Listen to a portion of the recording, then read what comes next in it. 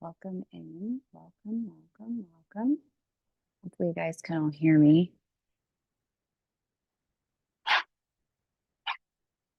You're gonna have to let me know. Hey, Salma. Welcome. Hey. Okay, yeah, I can hear myself. Okay. It's too much. Scarlett, Kylie. Oh my gosh, Kylie, so great to have you. Thank you. Stick around for what you can. Don't feel any obligation to be here longer than you want to be or need to be. Audra, welcome. Okay, let me go get the information, the payment information for you guys. Um, Always great to have you guys here. If you're not subscribed and this is your first time here, welcome. Vibe and Shine. Has been a minute.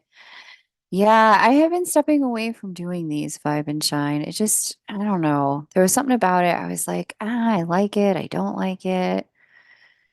This works for me. It doesn't work for me. Mm. So I took a step back from it and focused on producing other types of content I just felt more productive for people in general. So, um, yeah, maybe we'll see if I like this. I may come back to more of it, but there's just other types of content that I feel can be more impactful for more people. Whereas with this, I feel like I just can't serve the same number of folks doing this. So that's why I took a step back from it. Let's see. Where is, how are you guys doing? How was you guys's Scorpio, sorry, not Scorpio, but Sagittarius, the sign after Scorpio, Sagittarius new moon this week? What kind of experiences did you guys have? Did you guys get any truth tellings, major truths coming forward while I pull your payment information? I want to pull your payment information. So those of you who want to get on the list can.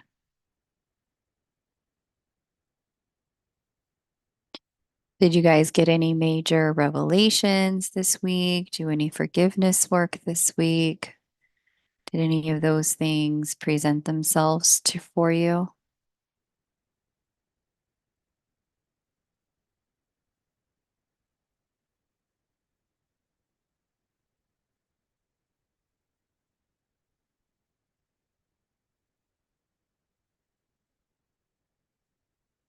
Let me just test that, make sure that link works.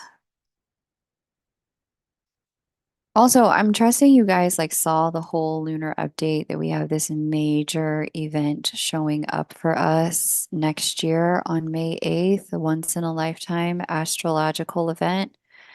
Y'all want to be prepared for that. So please make sure you are doing the things, doing all the things. Okay, yeah, that is the payment link and she works. Hooray. Like it when a link works.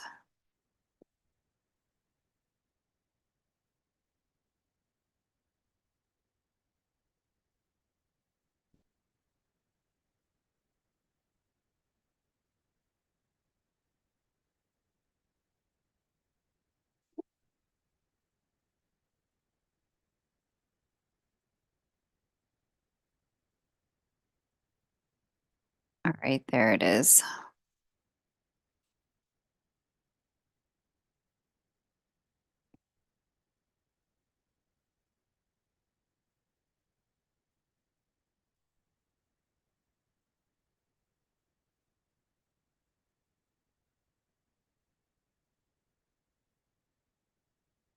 Awesome.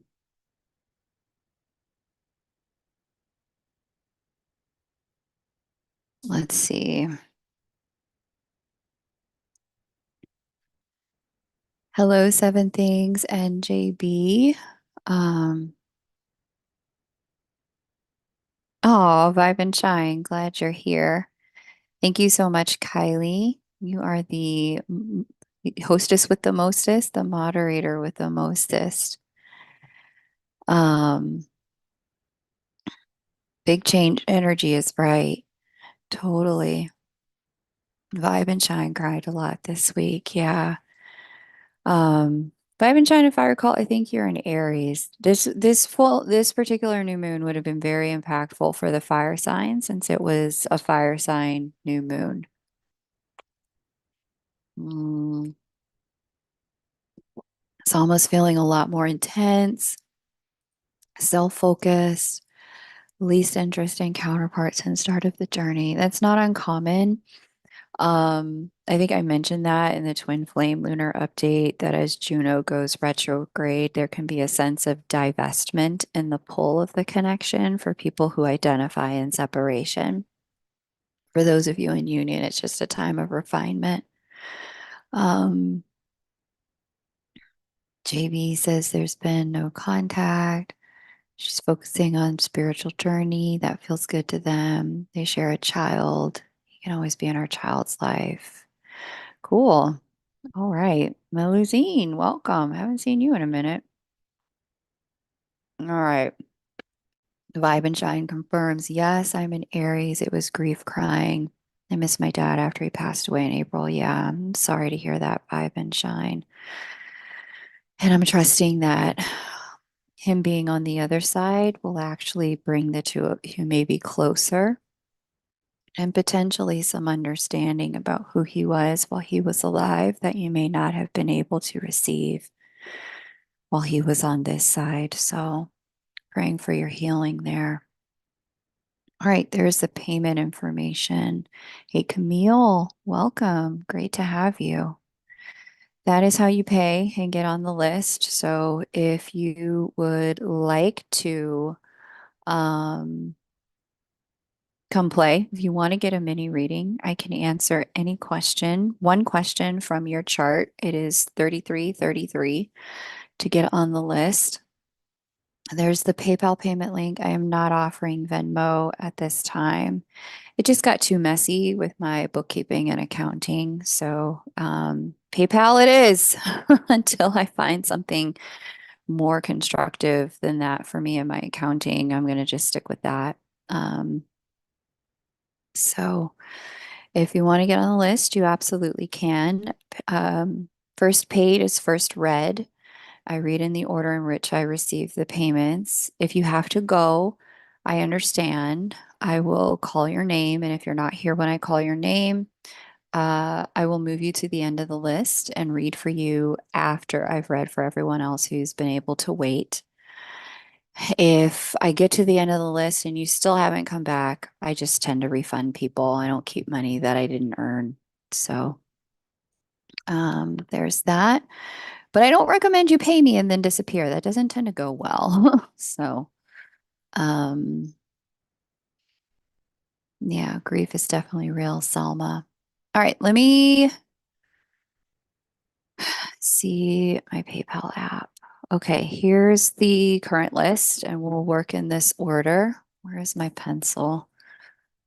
Left it in my vocabulary workshop workbook. Did I? I'll be right back, people.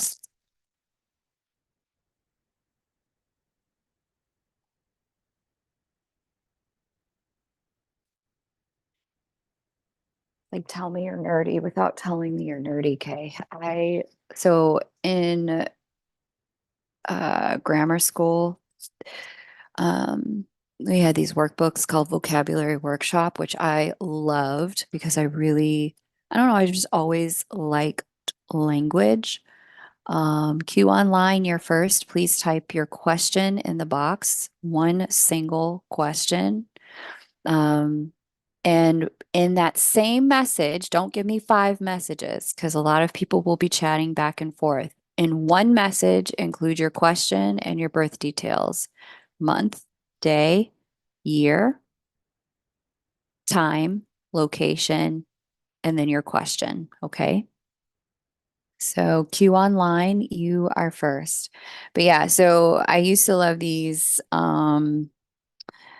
workbooks that we had in grammar school called Vocabulary Workshop. And so then for my own entertainment purposes, I just ordered one online and I was like, I guess this is what I'm going to do at night now for wind down when I'm done looking at my screen because I needed something to get me off screen time. So I was playing around in my workbook last night. Yeah, tell me you're nerdy without telling me you're nerdy. That is me. Okay, cool. So we're gonna do Q online, then Audra R, then Louisa L, then Chrissy H. Okay. That is, I digress. Yeah. That's our list. Okay. Let me come back to the screen. Um, okay. Yeah, you're welcome, Salma. I love it. Thank you, Chrisula Angel. Hopefully I called your name. I tend to just read the name as I see it here. Okay. So nice to have you guys and to hang out with y'all. Thank you. Kalaya PK is now on the list. Oh my God. Um, I swear we sound like a cast of superheroes, like Louisa L, Chrissy H, Kalaya PK. Like everyone has like the double letter first and last name, the same letter for the first and last name. Vibe and Shine, I got you on the list. Cool.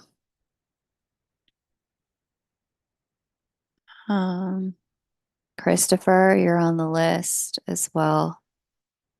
Salma, if you are Q online, then yeah, that's you. I'm waiting on your question.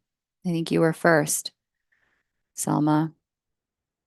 Just waiting on your question. Give me your birth details first. So month, day, and then year, and then the time and location of your birth, all in one message. And then put your question. Okay. If you could get your question in that one message, that would be amazing. Hey, Ivana, always great to have you. Welcome. Um, no problem, Salma. Just waiting on your question, baby. We'll take Salma. And then here's the order and sequence of our list. Salma, Audra, Louisa, Chrissy, Calliope, Nikki, Christopher, and then Jamie. Okay,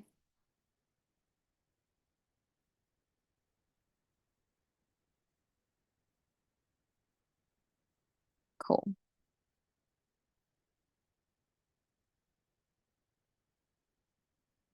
When is the best time to start my art business next year? All right, let me get your chart together and let you know. Um, it says Riyadh, Saudi. Okay.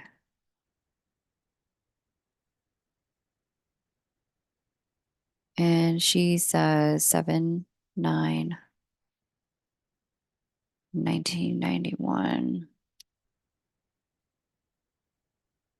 7:45 a.m. Okay. Let me share screen. New share desktop too. There we go. All right. So you should be able to see Selma's chart here. Let me know in the chat if for some reason y'all can't see it. And let me set my timer so I do not sail off into the wind because that has been a problem in the past. Okay, cool.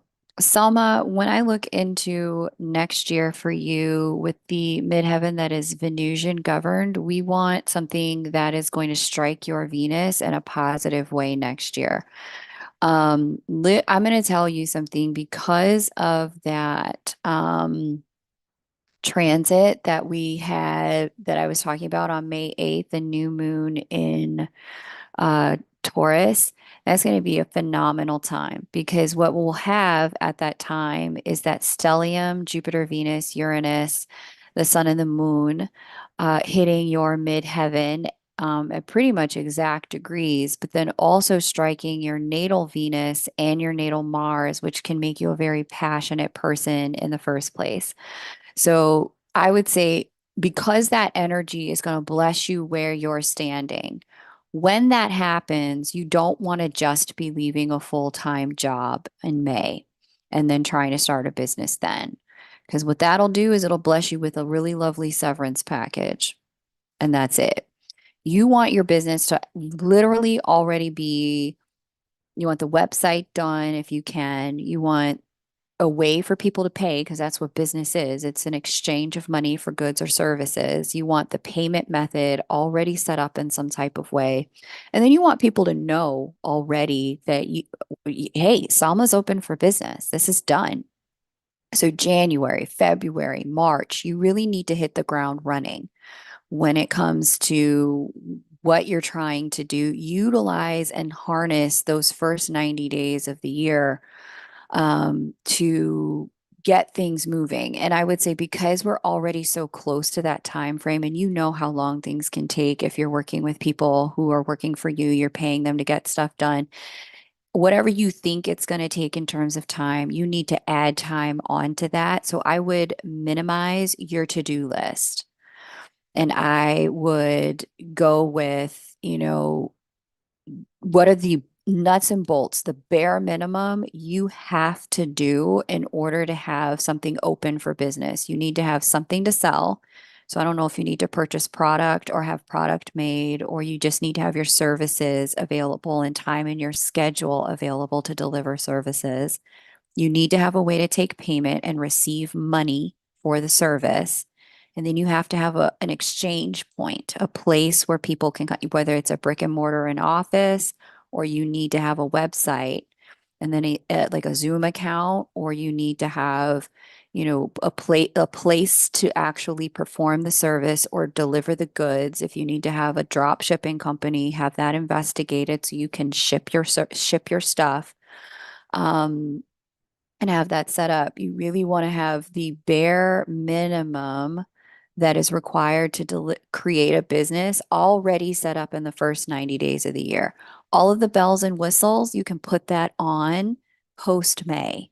You can add that on throughout the remainder of the year, but be ready when this transit hits so that you are not in a position where you're just leaving a job and like I said, you get blessed with a severance check instead of getting blessed in your business, because this is a transit where you need to already be prepared for the blessing. You need to be in the right place for the blessing. All right. I was telling a client of mine earlier, when it comes to this particular transit, it's going to be really constructive for all of us if we think about it like an express bus. I don't know if you all have express buses where you live, but en route to a destination, let's say this is the destination, there's a lot of different stops that the bus will stop at, let people off, pick people up. This particular transit, it's going to be once in a lifetime. And instead of making all those little stops, it's going to take you directly to your destination. You need to already be on the bus. You can't be packing up your stuff trying to get on the bus. You need to already be on the bus when this transit hits. So this is why it's really important that you all take the time to do the preparations for whatever it is you're trying to get your blessing around now.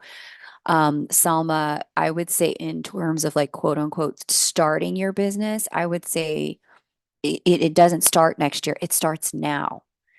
You need to already be starting now because there's a steady momentum and a build up until that particular point, and you want to be in the right place at that particular time to get the blessing. Okay. All right. That's what I got for you in terms of timing and timeline. And that's my time. Okay. So thank you, Salma. Um, Next on deck, we have Audra. Please paste your question. Louisa, we have you on deck. Louisa, don't paste your question yet. Just get it ready for me. Get your question ready. But Audra, paste your question in the chat now. Okay. That's fine if you want to keep your day job, Salma. That's cool.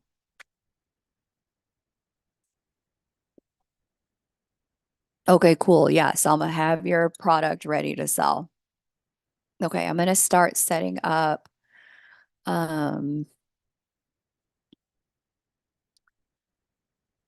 Audra's chart. Louisa, you're next. Get your question ready. Please do not paste it because Louisa, as you can see, I'm going to get lots of chat and then it'll push your question out of the way. And I want, when I call your name is when I actually need to see it. So don't paste it yet, Louisa. Just get it ready. Audra's birth detail is Garland, Texas. Texas, Garland, 10, 10, 70. Okay. 11:41 a.m. 41 a.m. Okay. What is coming for you in 2024? That's a bit general, so you're going to get some very general responses. And if general's fine with you, that's great. Let me share screen. Yeah, that's real general. So if you're hoping to hear about love, but you didn't ask about love and I don't see love, I won't talk about love. Okay. I'm just going to give you whatever's here and I hope that's all right for you. If you want, for everyone, this is a note for you. If you have a specific question, don't ask me, tell me what you see because you're, tell me what you see. Something's going to be very, just a general question. You're going to get a general answer. For you, Audra, some of the most important things that I can tell you about next year is that you're going to be coming out of a season of real challenge. And because you have the Aquarius moon, this could go either way for you.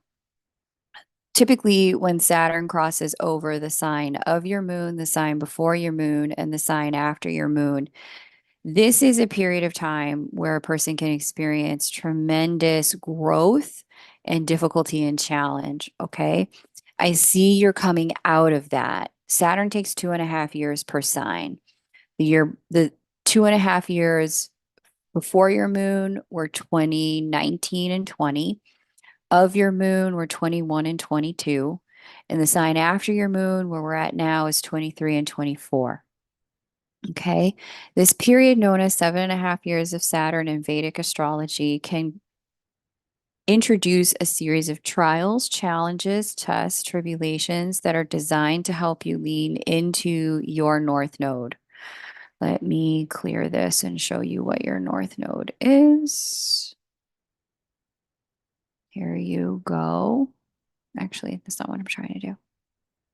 Your North Node sits here, North Node Pisces, third house. This is about learning how to open up to your intuition, be flexible in your communication, really take the spiritual high road in your thinking and in your communication.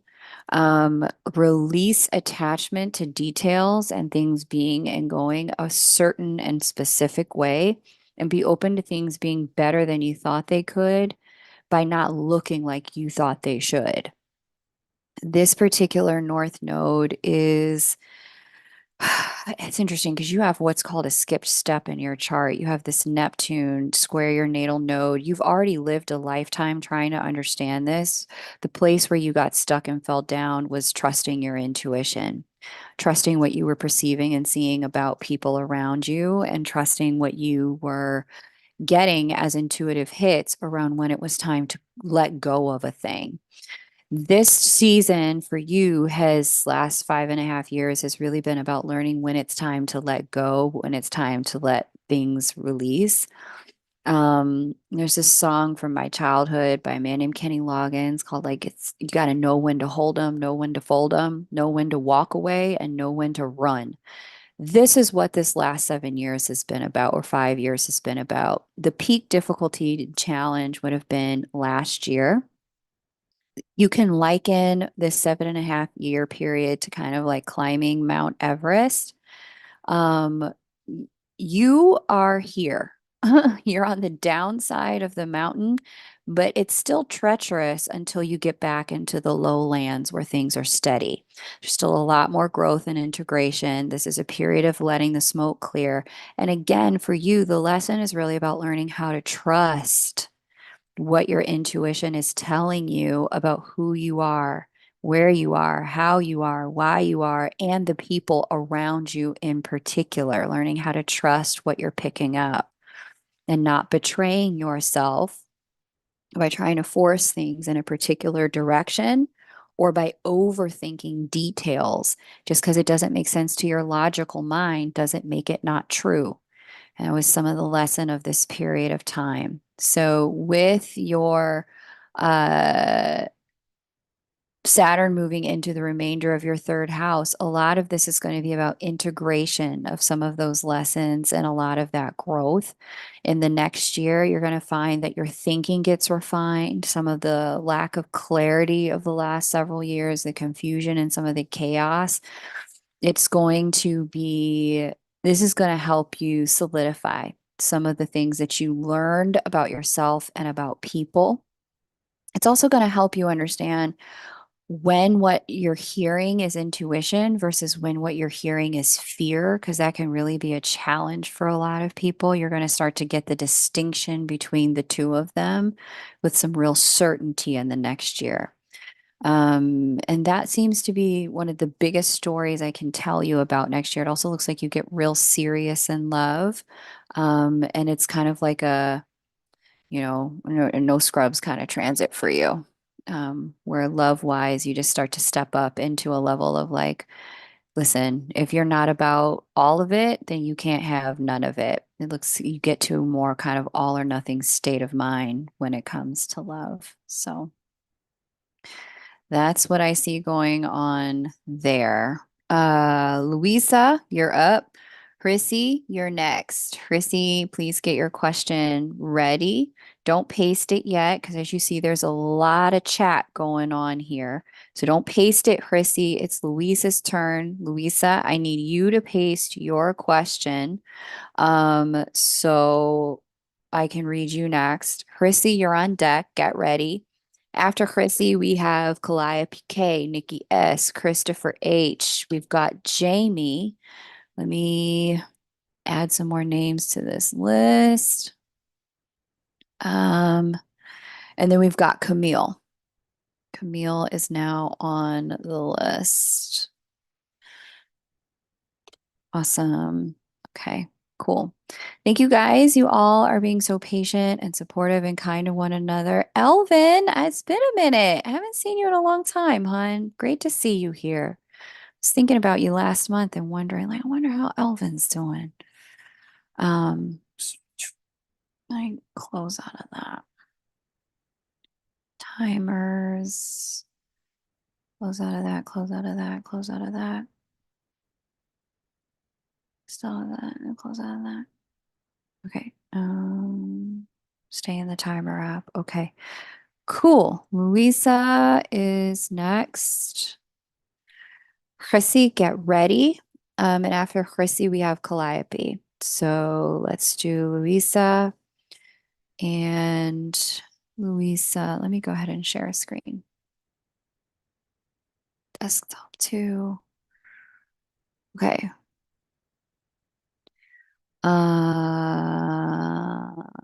Hong Kong.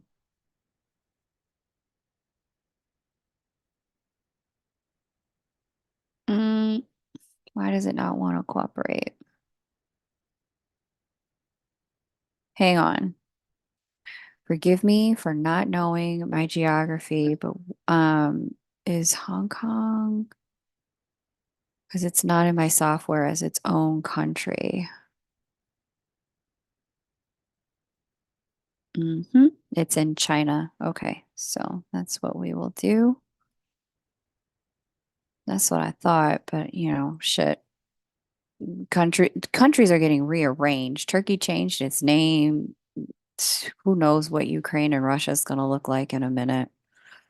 Um, so hey, y'all might have declared your independence and I might have missed it. Okay, so Hong Kong and then what? Let me scroll back up. 6:30-ish. You are 11:30-73. November 30, 1973. I'm not reading partner charts or anyone else's chart other than yours today, okay? Louisa. So I don't need anybody else's information other than your own. Okay, here's Louisa's chart. Let me make sure I got it. Hong Kong, 11:30:73, 6:30 a.m. Cool. What is your question, Louisa? You could paste your question, that would be great. And then uh hold your Chrissy, get ready to paste your information and then we'll read for you.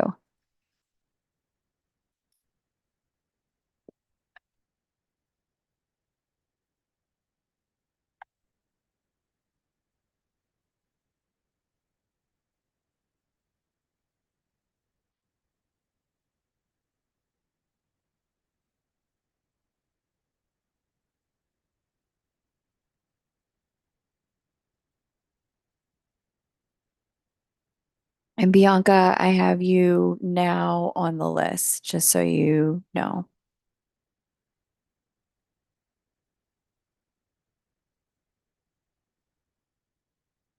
Okay.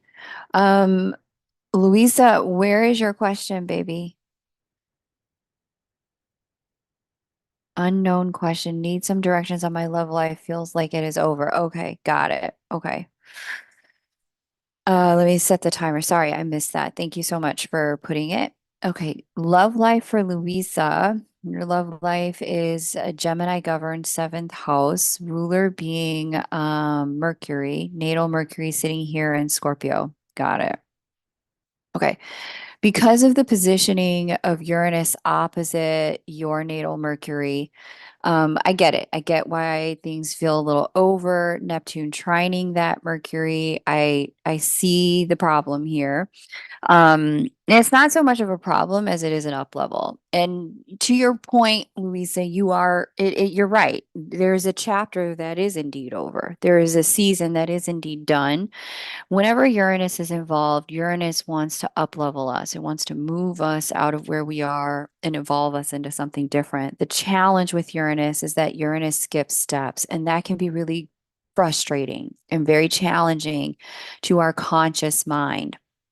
It can have us be in a position of feeling like, oh, what the heck? Like, why am I feeling this way? Why am I in this place? Like, it can have us feeling like, how did we get here? Because again, Uranus is that express bus. It changes things all at one time. And because it's nonlinear and non-sequential, it can have us feeling like something's wrong. Nothing's wrong. Our consciousness just hasn't caught up to our life stream.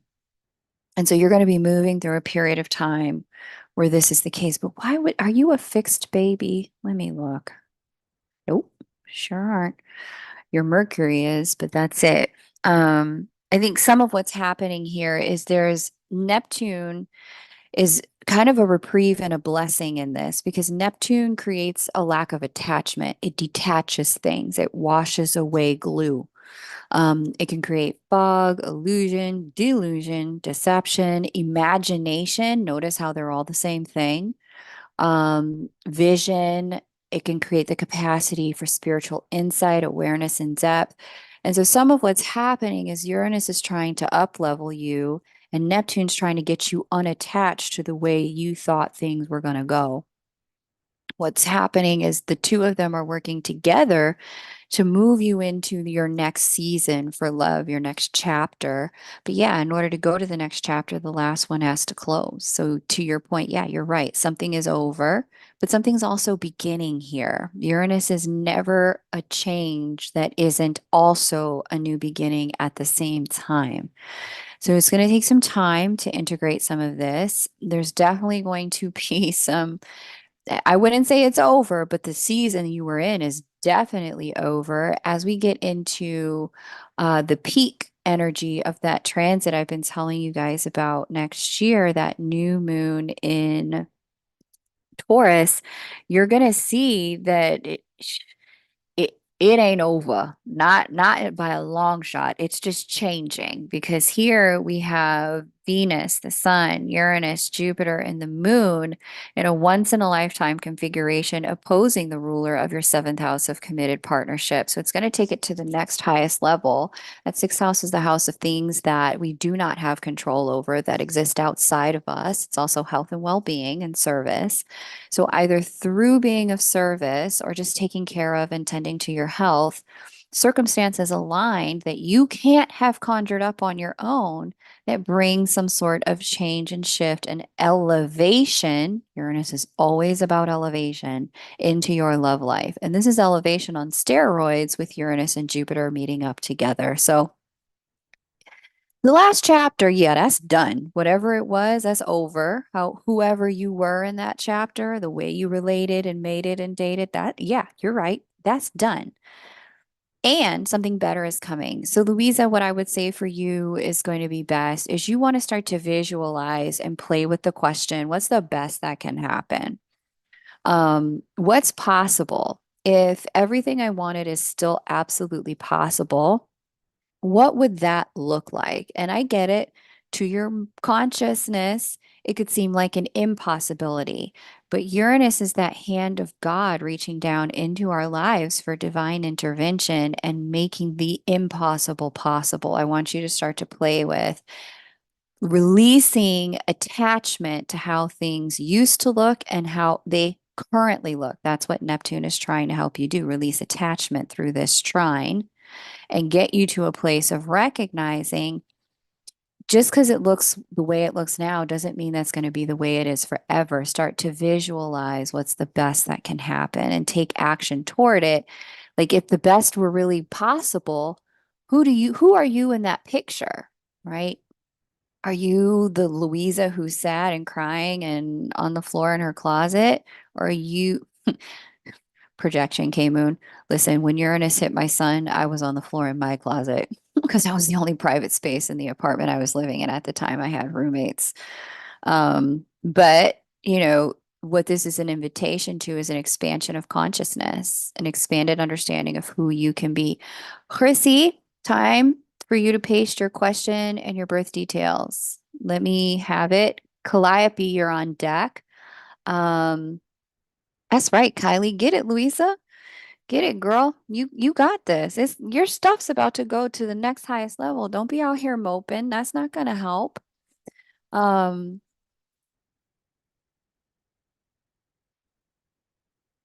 I mean, if you got some sadness about what's over, let it be over, but understand that this is not a dumpster fire. This is a graduation. Okay.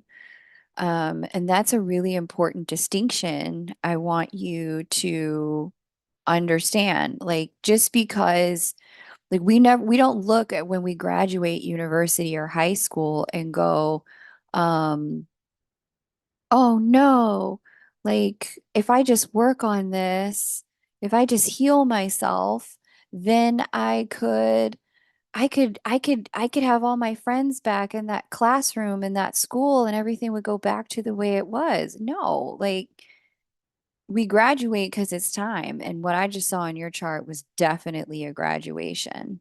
So, um, if there were things about the last chapter that just were not constructive, rejoice because they're done.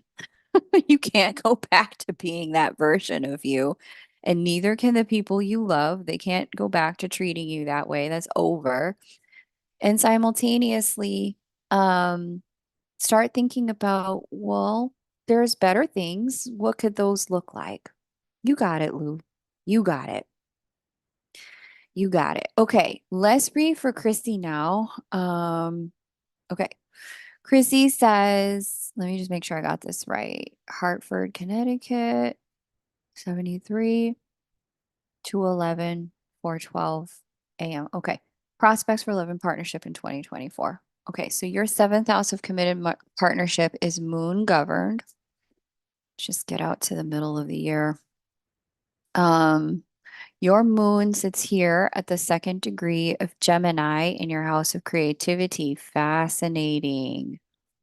Okay. Funny, I picked this date in June because that's going to be a harmonious date for love for you. You'll have Venus and Mars coming together in conjunction right on top of your vertex point. So mark mid-June for yourself as an auspicious time for love to come in for you and for love to stabilize for you, or at least prospects to come in for you. I see here with Saturn having square your moon, you have moved into a season of being far more serious, real, and ready for love than you've been in a long time. Actually, scratch that. You started getting really real about love back in 2021. Like whatever the things were that had you kind of maybe tiptoeing, tap dancing, hedging around love. It looks like maybe I could, maybe I can't. Maybe it would be him, maybe it won't be him. Maybe I'll approach her, maybe I won't approach her. Like whatever it is that has had you in the realm of hesitation, I see your foot on the gas as we get into 2024. And especially as we get into the second half of the year, it does look like there is significant support for much greater. This is 2023. Let me knock it off. Let me try this again. Let's see if this stacks up the same way. Oh, yeah. Much greater opportunities for love as we get into next year. It's not through the access to your gateway point. That was this past year. It's because Jupiter's going to sit on top of your moon. See this? Moon is ruler of the seventh. Jupiter here expands whatever he touches. You've moved into a once in 12-year transit that's good for love. House of dating and flirtation and romance. House of day-to-day living, someone becoming a part of your day-to-day life. House of marriage and commitment. House of sex and intimacy.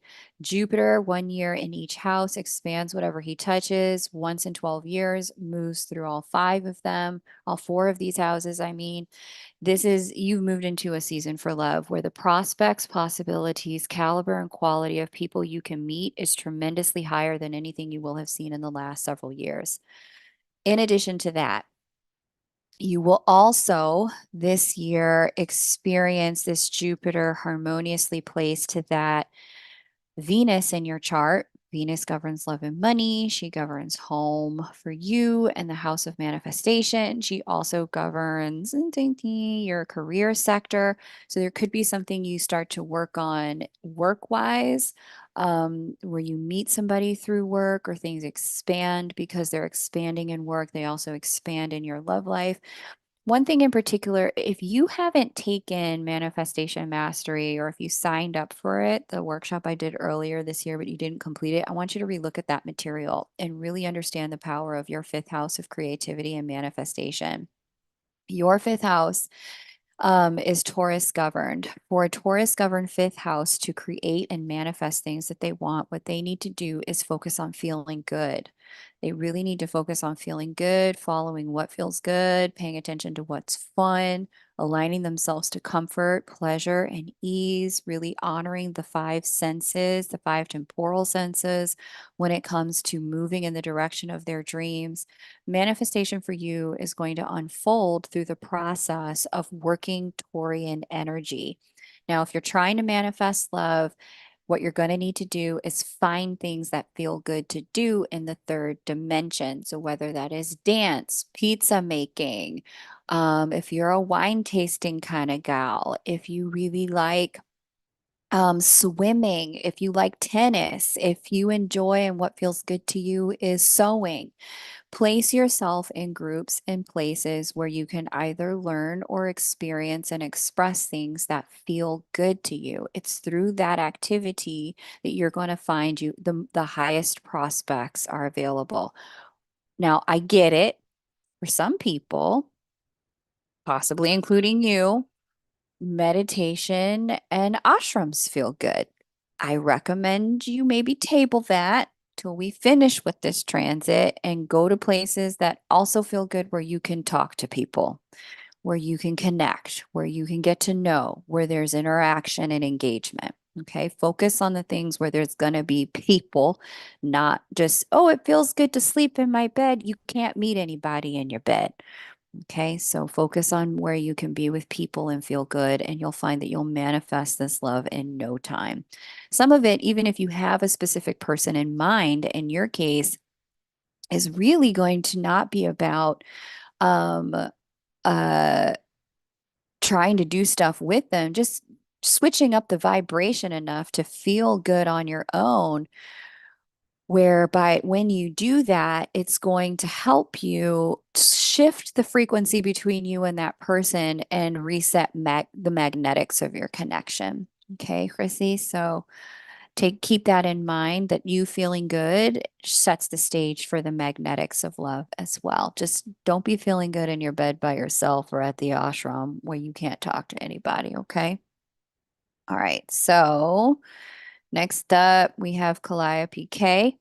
If you can put your birth details in the chat, Calliope, that would be amazing. And then your question.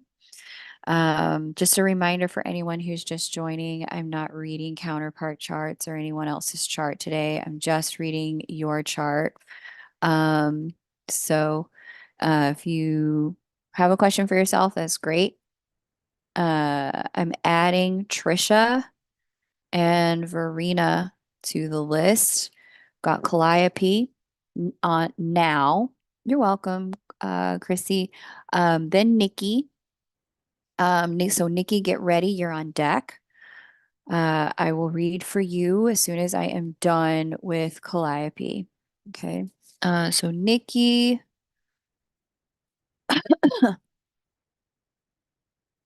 no, on deck. She's gonna get her stuff ready. Calliope, March 6, 83. Where were you born? Athens, Greece.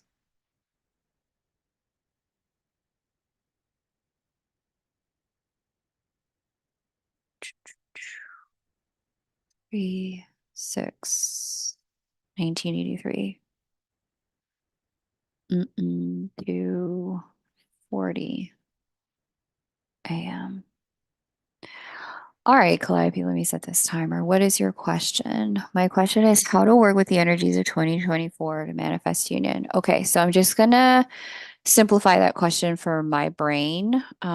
Given the way astrology works, like I need to kind of be specific so I know where to look. Access to union energy for everyone in the collective to we opened up a new union window. Again, union windows are periods of time when the divine counterparts, I read them, Juno and Jupiter, husband and wife of the zodiac, come together in the chart. They come together once every 7 years ish. The next time they come together is the tail end of 2028 in November. They came together this year in January. Okay. Um, so here they are at the fourth degree of Aries, sitting on top of your natal Vesta, your natal Mars, and wherever they came together, that sign constitutes the doorway for how we access union, cultivate union magnetics, cultivate union energy in that next 7 year period. Now, union, is whatever you want it to be. I want to be clear about that. You and God get to work out those details, whether it's with you and your counterpart, somebody you identify as a counterpart, you and somebody else, you just want marriage, you want love. The access point for the coming together is through the sign of Aries and what it represents and the house that it governs in your particular birth chart. Aries is the sign of the self. So coming into union with self through that house is what's going to be required to set the stage and magnetics for union. In your case, Calliope, they're here in your third house. The third house deals with short distance travel. It deals with siblings, cousins, and neighbors, the group I call soul family or monad.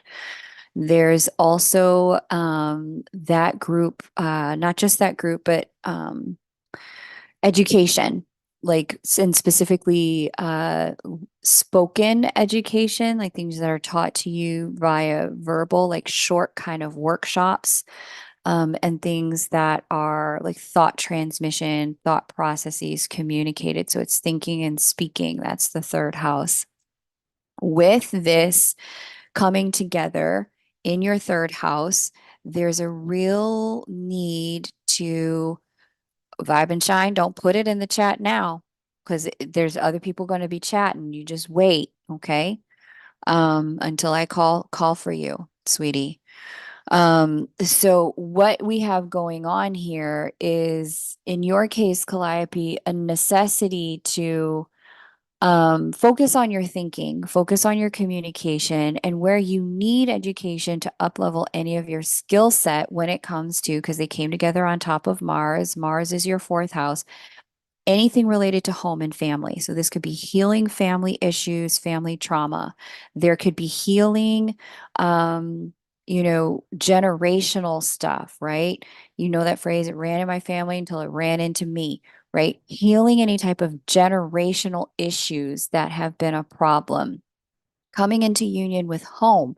So, really setting up a home for yourself that can be inclusive of partner and partnership, being in a position where you are, there's enough space in your home for a partner to cohabitate or at least spend some quality time there with you and not feel like they're out of place. Access to union is also setting up your consciousness to really understand what it would be like to be in it if you want a cohabitational home with a spouse. I don't know that you do. Not everybody does. Some people want to be married, just not living together. That's fine too. Whatever you and God and them decide is up to y'all. It's not for anybody else to judge. But for you, it's really about getting that clarity in the level of consciousness about what union means, what it could look like, and who you are as a partner or a spouse in the process of that cultivation. Okay.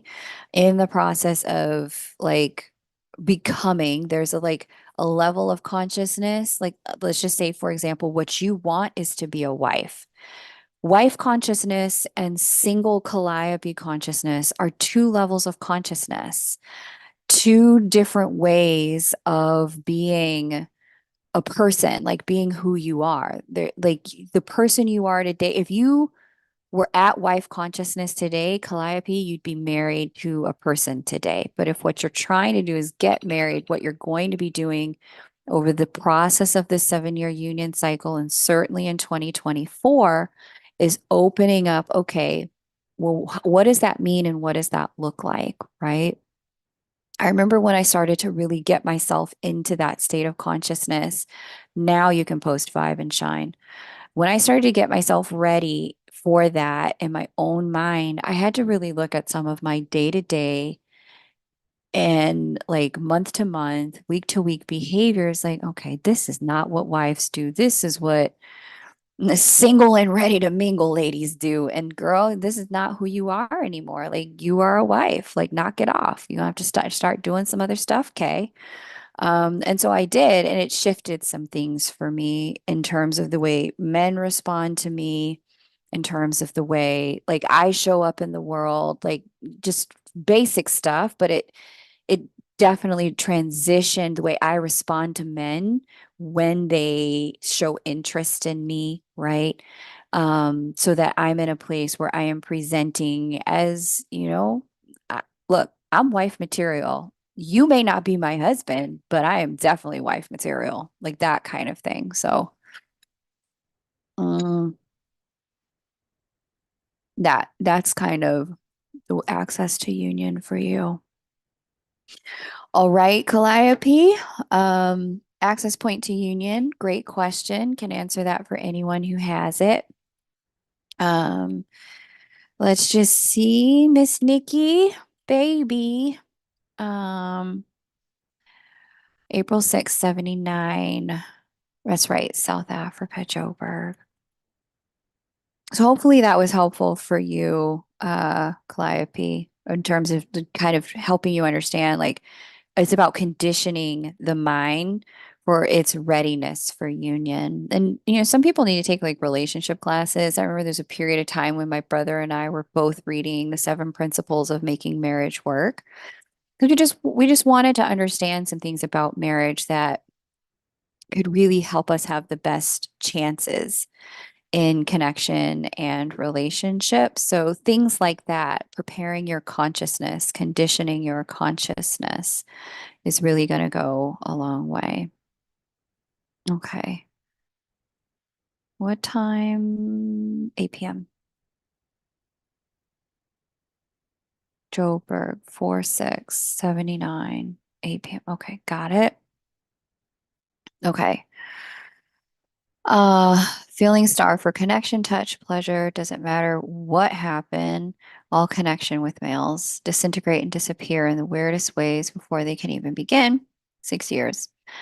Tried voluntary celibacy, all sorts, but putting myself out there and getting failure disappearing almost instantly feels brutal. Let's just see what's going on. This could be a Neptune Venus thing. Looks like it is. Um, mhm. That sounds like a Neptune Venus thing. But that's almost over actually. What's happening? When's it gonna end? When will I not be alone? No family friends either. It has something to do with Uranus, Jupiter, Venus, Sun, Mercury pile up in your seventh house. Um, June 5th, 2024. Interesting. Um, I mean, let me hit the start button on the timer. Let's just go see what that looked like. 6/5, 2024. You think it's going to end then? Well, one thing for sure, actually, not even sharing screen, am I? Here we go. One thing for sure is that Uranus will change your relationship status. That's for that. If you can count on anything, you can count on that because that's God's hand. When Uranus is on the move, you can count on God to be on the move in your life in a really unignorable, unavoidable kind of way. Mm.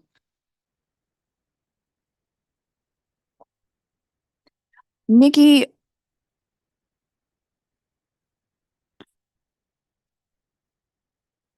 yeah, and Neptune getting out of Pisces is really going to help you because you have the Pisces Venus. Um, Let me just go back to 6 years ago where you said you felt like this started.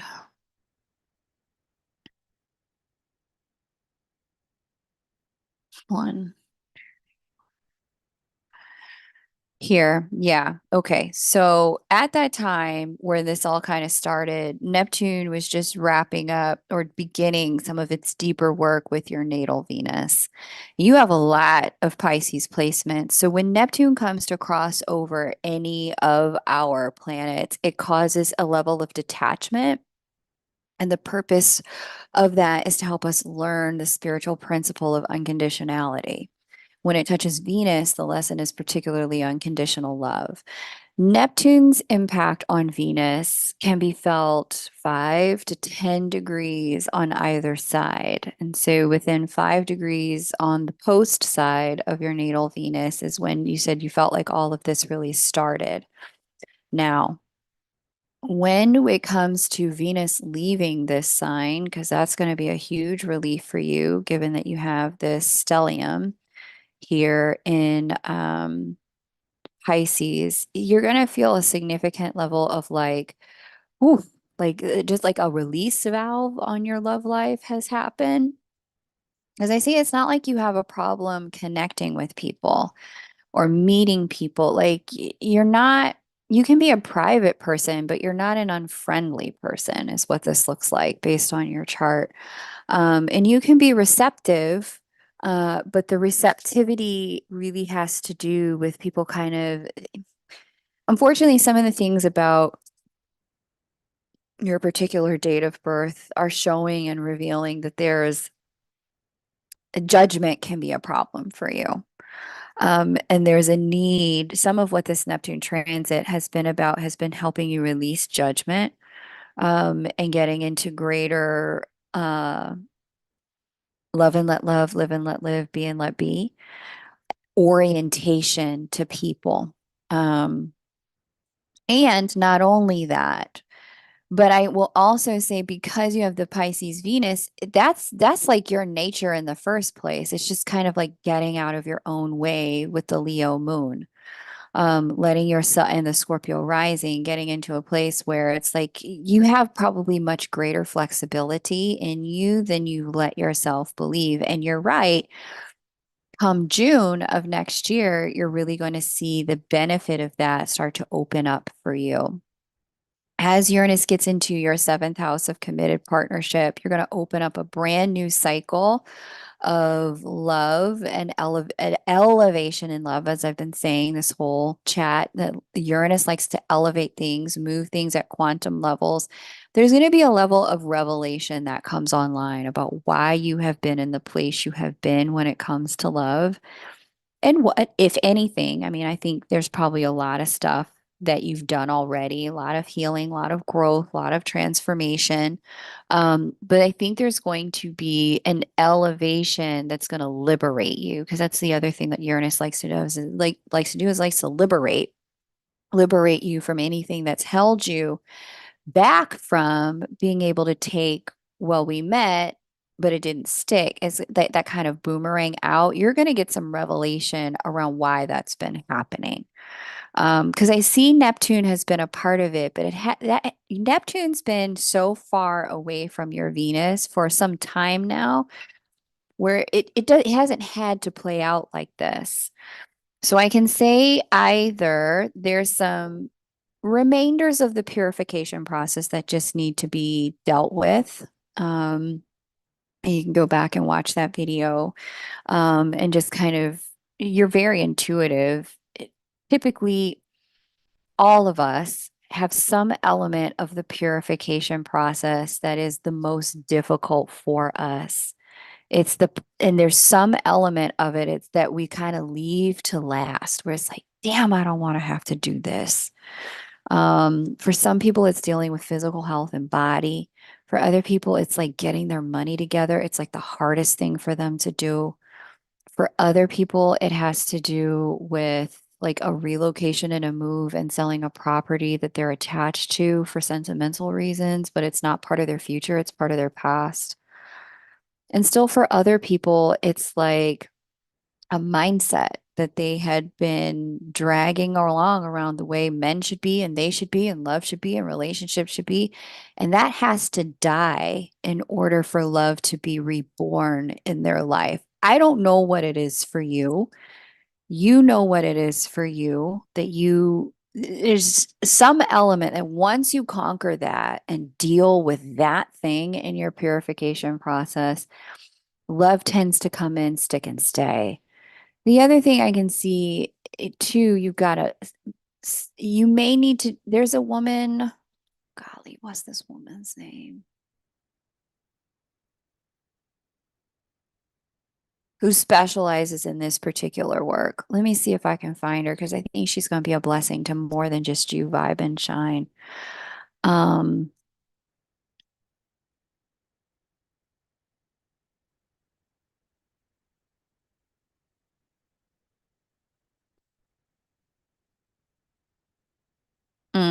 there she is, Geo. Geo specializes in this problem for women, because there's a lot of women who have this going on.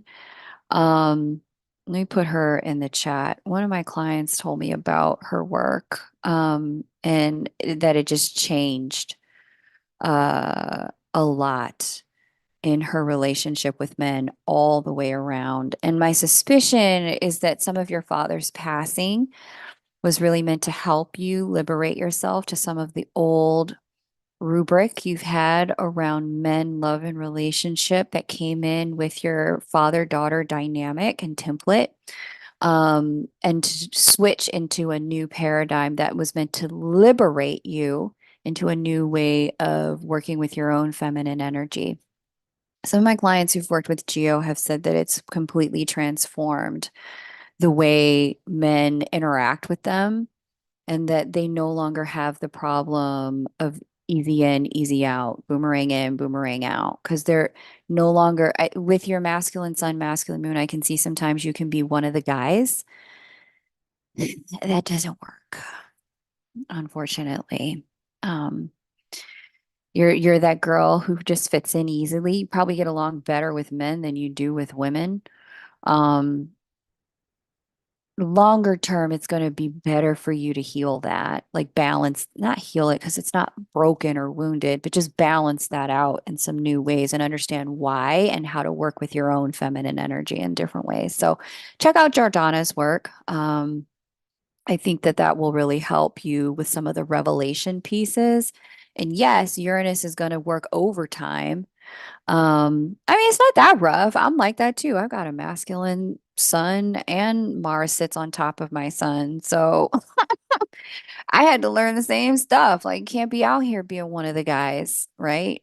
That you just can't be. Like, guys don't like if you're a straight woman or you like men as a woman, but you're out here and you like men who like women, being one of the guys just doesn't really, they look at you as a friend after that. They see you and they see another one of the guys. She's just the coolest guy in a girl body I ever met. And it's like, okay, that's not what we're looking for here. Christopher, it is your turn. Christopher, if you could paste your question in the chat, that would be great. And then Jamie, you're on deck. Jamie, I'm going to read for you next. So this adjustment I had to make, like I'm not saying anything that's outside of my own lived experience and my own kind of like lessons in my own life. But yeah. Okay. So hang on. Verena, I've got you and I've added you to the list. Annette, I've got you and I've added you to the list. Um, what's going on here? Stop that. Okay. And so I'm going to read now for Christopher. Um,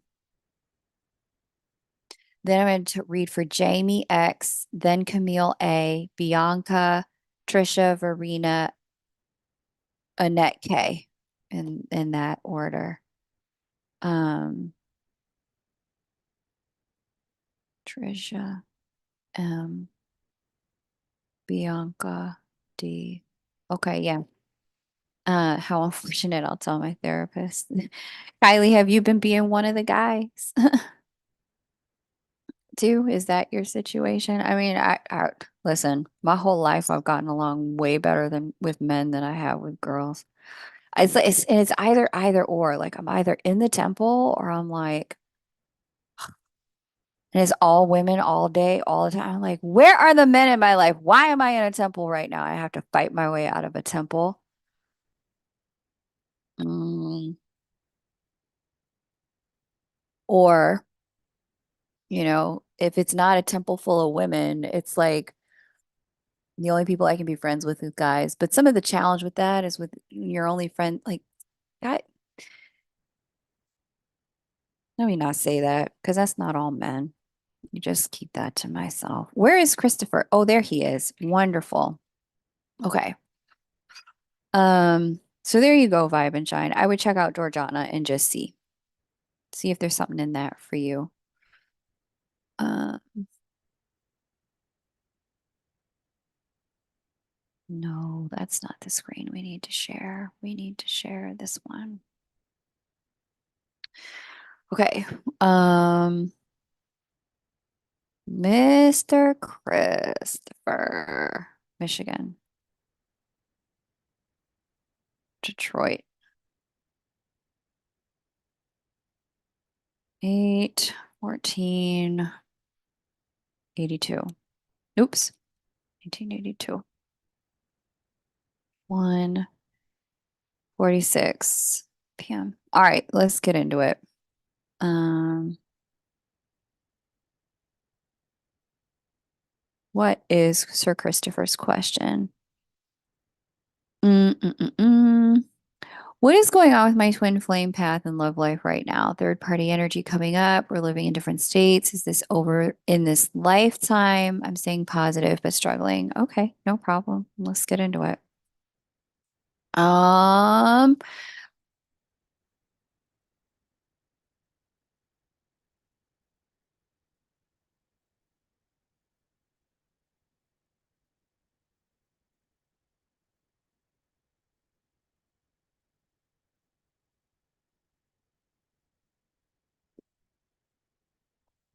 Why are y'all living in different states, Christopher? Because I see here on your chart, were you the one that moved? Because I see there was a relocation scheduled to happen last year, um, or in the early parts of this year, like like November to March of this year. It definitely seemed like there was supposed to be a relocation that I'm seeing in your particular chart.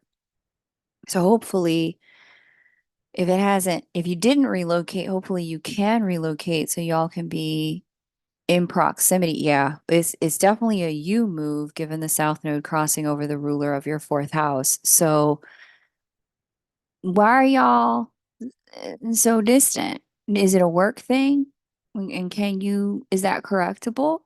Can you move so y'all can be living and working in similar places at similar times? Hopefully so. Because it looks like as you get into next year, um, things can go to the next highest level as Jupiter gets into your seventh house. Look, that crazy transit that I have been telling you about, that's once in a lifetime, that I keep bringing up with people. The new moon in Taurus next year, that takes place in your seventh house of committed partnership and marriage. So things can definitely elevate, but you're gonna some action it looks like it needs to be taken like in the now time to elevate your love life.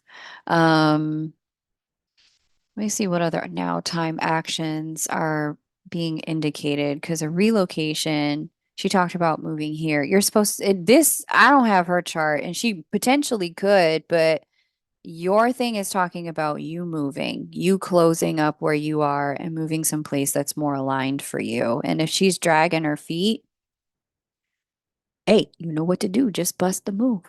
If you want it, you got it. No, just kidding. So this is telling me that there's a relo in your chart more than there is anywhere else.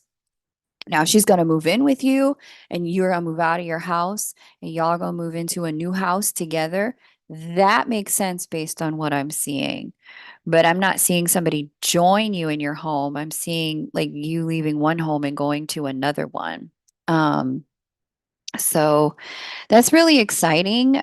And like I said, that thing that I just showed you, it's once in a whole lifetime, Christopher. Like you will not have Uranus here with the help of Jupiter and Venus at the same time in any other like situation, right? Um, you said you want to, but she's running. Well, listen, sometimes let me put it this way, Chris. If she's open to y'all doing the thing, at some point you can't base what you're going to do and not do on what she's doing and not doing.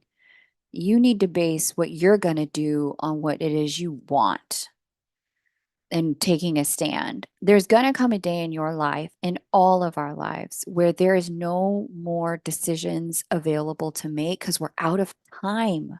We don't have time anymore.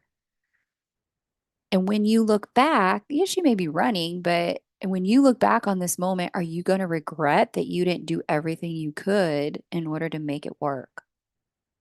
Even if she was bringing, like, doing a little mild freak out, if you're going to regret that you didn't step up and do something to make it work or stand for love, even though she's like being weird, if you're going to regret it, then you know what you need to do.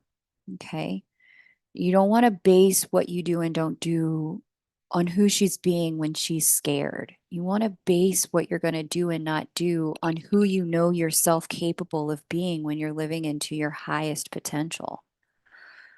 You want to base what you're going to do on standing for the possibility and the potential, not kowtowing to her freak out, right? So I offer that to say, look, I see it here. Life is long and y'all are young. Um, you know, you can move and the whole thing can blow up in your face and you have plenty of time to recover. But what you don't have is on those last months or years of your life is time to figure it out when the time is now while you're young. Okay. So yeah, it honestly, your love life looks great. It just looks like you're supposed to be moving. That's all. That's all I see here. It just looks like you're supposed to move. Now I get it. Look, she could be doing the most, and that doesn't make any of us feel really good when your counterpart is doing the absolute most. Um, but yeah, stand for it in whatever way that makes sense for you. It may not be a relocation. It could be something else, right? You could be expanding your home to make room for her. I didn't see expansion there. That would have been Jupiter. There's too much Saturn going on there. Hey, Jamie X, if you could place your question, please. Christopher, a life decision, I just want to remind you, should not be based on a 5-minute astrological mini reading from somebody on YouTube. I do not know enough about you to help you. If you really want me to help you, book a private reading, okay?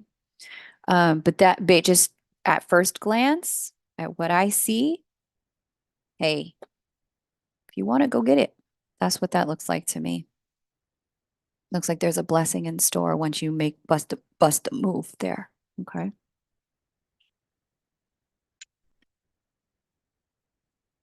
That's what I can see in 5 minutes. That doesn't mean that's the right thing. It just means it's all I can see in 5 minutes.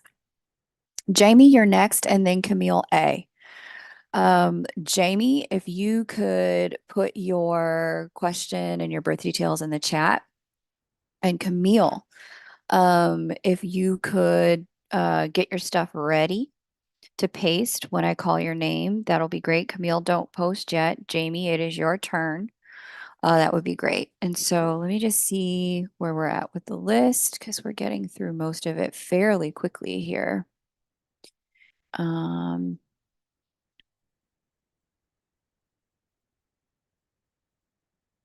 okay. Yep.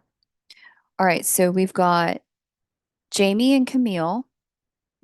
Camille is ready. Where's Jamie X? Come on, girl. We got Jamie X, then we got Camille A, Bianca D, Trisha M, Verena U, and Annette K in that order. And if you want to get on the list, you can. We're moving through it fairly quickly. Okay. Good luck. Good luck, Christopher. I get it. Mm, nobody wants to like back a lame horse or like throw it all on the line for a situation that looks unstable. But my advocacy for anyone is always this: make the decision now that, like if you feel like this is a legendary love in your life, make the decision to stand for it because there will come a day when you cannot stand for it because your time is up here on earth.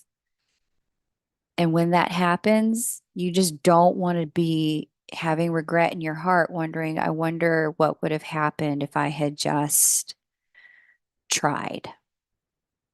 You want to die knowing, like, you know what? I did everything I could. Hottest win is on her. Thanks, but I won't be seeing you next lifetime because I did what I could do. You're gonna have to figure out your issues around this with somebody else in another lifetime, but not with me because I stepped up. I left it all on the floor. I did everything I could do. I'm at peace with how I showed up in the face of this love. I have no regrets. And you see those like posts from, the old people. I'm not talking about anybody here in his chat. I'm talking about them people who are like in their 90s and like close to death or 100. And they're like, the one thing that I really regret is that I never took a chance on X, Y, and Z. And I really wish I had taken that chance. You see how they say that stuff? Don't let this be you, is all I'm saying. Okay. You'll, we tend to regret what we don't do a lot more than we regret what we do. Let's see what's going on for Jamie. Let me hit the timer. Just confirm May 14th, 1980, 5:05. But again, that's all I can say. See, like 5 minutes of your chart, don't make a life decision based on that. That's just general advice. Okay. I have 3 classes left before I enrolled in the nursing program. What do you see in my education? Okay, education is Saturn, and that's here at the 20th. Ooh, girl, graduating with flying colors next year.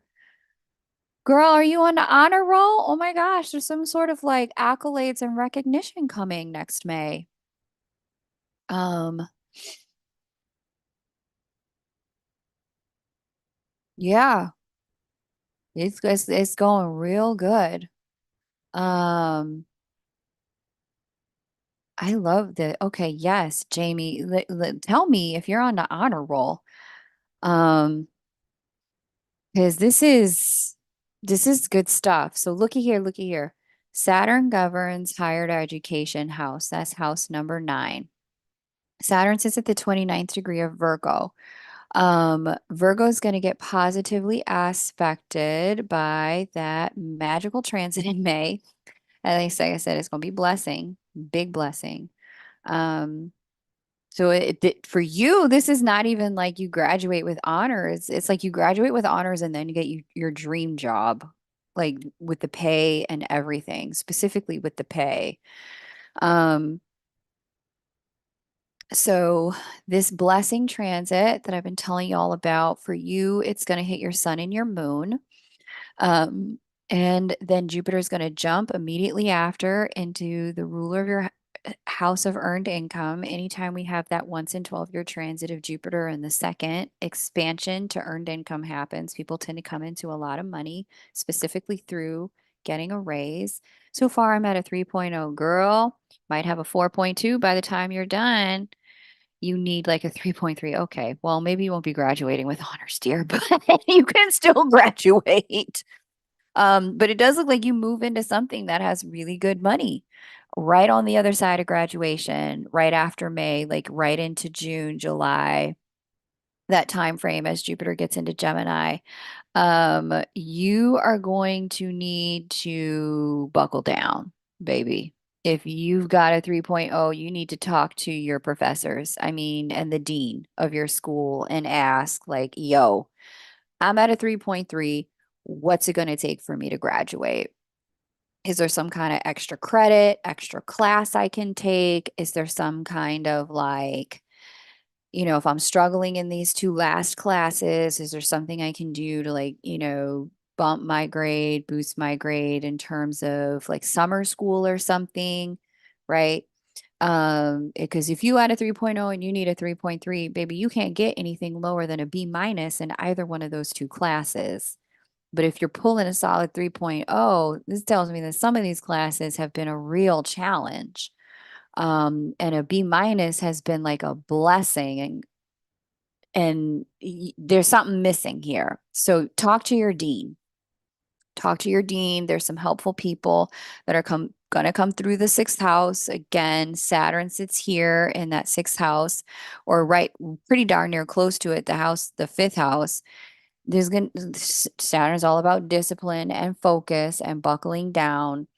I don't know if you need something in the realm of like a tutor or some sort of supplements for your neurochemistry so you can concentrate and focus when it's time. If you've got distracting people in your world, just for this one semester, just taking a break from them. I think it's because they're having account my other grades from a different campus that should put me around a 3.3. I'll send them an email. Please do not wait. Don't wait till the last minute trying to figure out, like, crossing your fingers and your toes and like squinting your eyes going, please let me pass. No, you need to get in conversation. You need to have some communication with the people who run your department and run your program, and let them know, like, look, what do I need to graduate? Here's what my GPA is now. What's it gonna take? And I would even see if you've got grades from a different campus that could be like let's say you just went through a tough semester. I did. I had what before they called a nervous breakdown. I don't know what they call it now. When I was in school in my second year, went from being on the dean's list to like straight Fs. I didn't know what was happening to me psychologically, but when I went to therapy, my therapist helped me figure it out. And she was like, why don't you talk to your dean and see if you can get retroactive withdrawals for those Fs so that they don't impact your GPA? And I did. I was able to get the retroactive withdrawals. So if you went through something difficult, you got some low grades, see if they can change those Fs or Ds to Ws so that they don't impact your GPA. And that's really going to help you ensure your graduation. But because Saturn is really dictating the entire thing, Saturn is about discipline, focused, committed, consistent, behavioral action and activity, step by step. So there's some things you probably need to do to talk to the right people in the now time so that when we get to the blessing time, you're good to go. Okay. So get on that before we close out the year. Make an appointment to talk to your dean or the director of your program and figure out what you're going to do. Okay. Um, okay. You've done the tutor. Good. Keep getting the tutoring. If it's helping, keep getting it. If it's not, get a new tutor. Okay. And if there's something going on with the new neurochemistry, get it looked at. You know, if you need some sort of supplements for ADD, ADHD, like deal with that. Get that under control. There's plenty of books that can help. Dr. Daniel Amen, Amen. He's wonderful. Camille, it's time. Go ahead and post your question. Dr. Daniel Amen is amazing. He's got several books on healing your brain. I've had to do some of his stuff for my own neurochemistry because my neurochemistry, just based on my astrology alone, presents me with like some baseline challenges when it comes to interacting with the world and being productive. So, yeah, but you can balance it. You can absolutely get where you want to go. You just got to know what you're working with. So, dig in. All right. But yeah, it looks like you graduate and it also looks like you get a great job. And if you can change any of those low grades to W's, do it. Okay. Thank you, Camille. Sorry, Jamie. Thank you, Jamie. And thank you, Camille, for being ready. Bianca, it is your turn next. Get ready, Bianca. Um, get your question typed and be prepared to paste it into the chat when I call your name. Bianca, get ready. After Bianca, there's Trisha, then Verena, then Annette. And the list is open if anyone would like to get on it. Sao Paulo, okay. And we've got January 6th. Happy upcoming birthday, Camille. 1976, 7:30 a.m. Like I said, some of us just have, we just came in with some weird neurochemistry, and it's perfect for our spiritual endeavors, but useless when it comes to operating in the way the world is currently constructed. There's stuff you can do to enhance that so that you're not as challenged. Okay. Last time we spoke, you mentioned I and counterpart were about to undergo or going through deep emotional transformation. What areas of transformation, deep emotional transformation for me? Okay, let's have a look. Mm-mm-mm.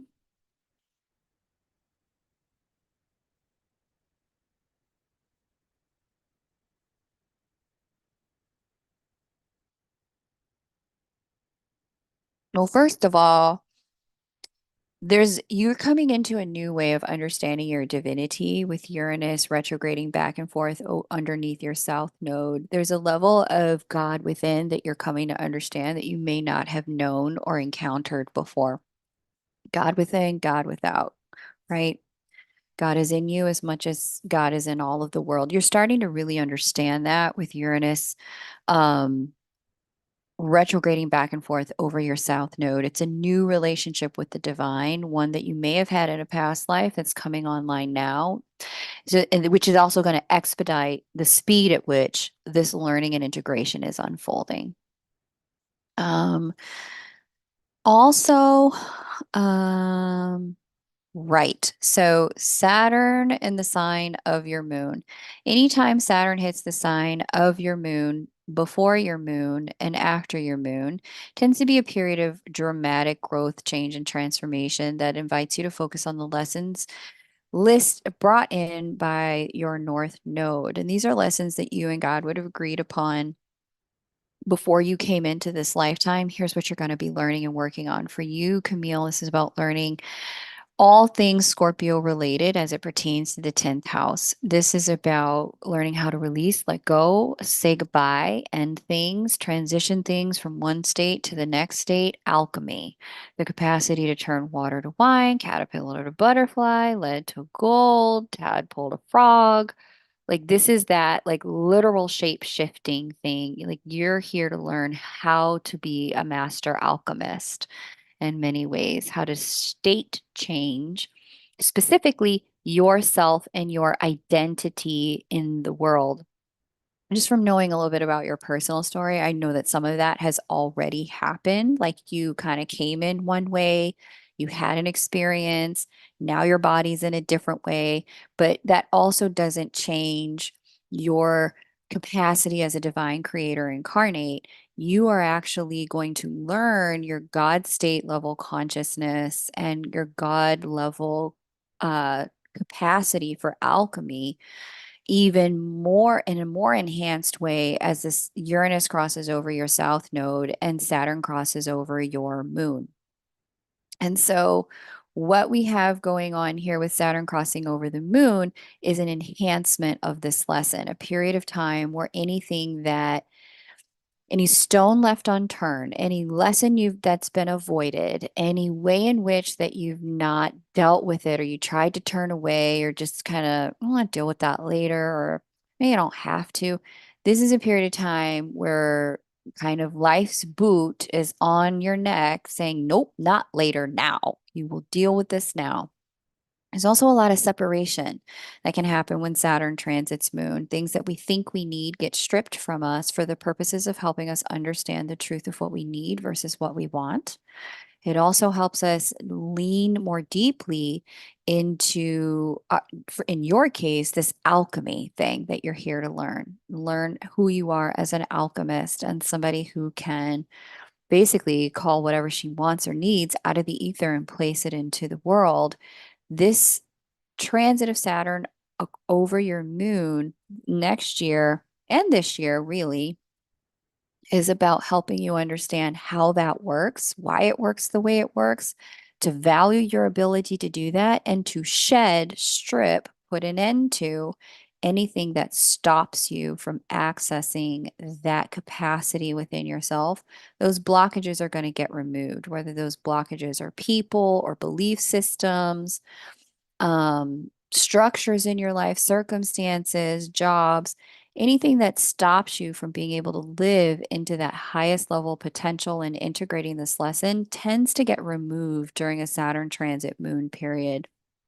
A lot of people struggle with it because they have attachment to the things that are getting removed. I certainly did. Like literally, I was attached to some of the, people and setup for my business that I had and where I was living. All of those things got removed when Saturn transited my moon a while back. So, um, it whatever is leaving, trust that it's a good thing. It's for the purposes of learning how to use your alchemical abilities to call in what's required for you to continue your growth. Okay.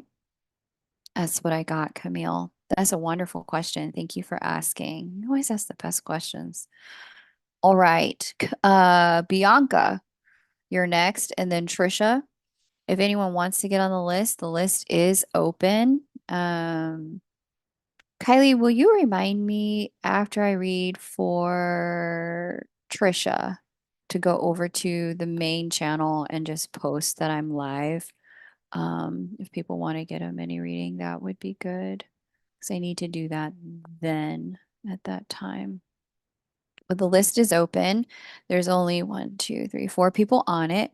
So if you want to jump on it, you absolutely can. Now is a great time to do that because once I announce it to the main channel, I'll probably gets a few more readings and then close up for the day. Okay.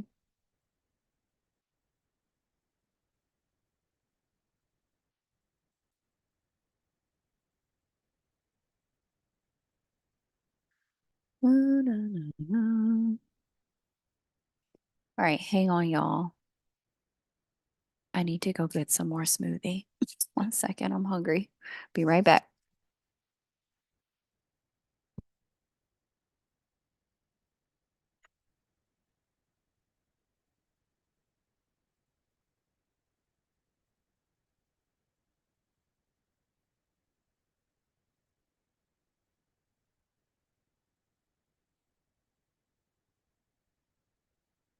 Okay, here we go. Um, meow, meow, meow. November 8th, 76. Let's get into it. Uh, the Netherlands. Netherlands. 11, 8,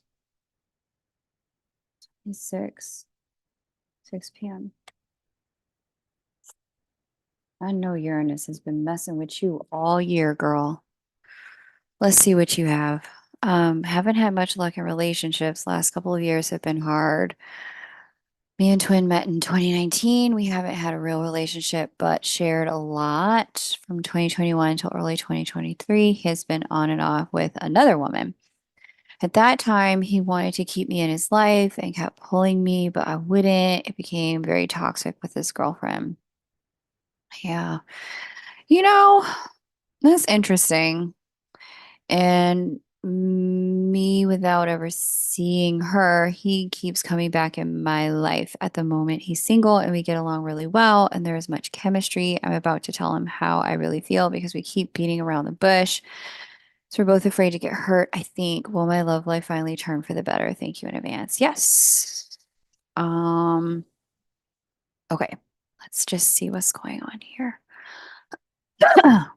Thank you, Kylie, and thank you, Camille, for letting me read for you.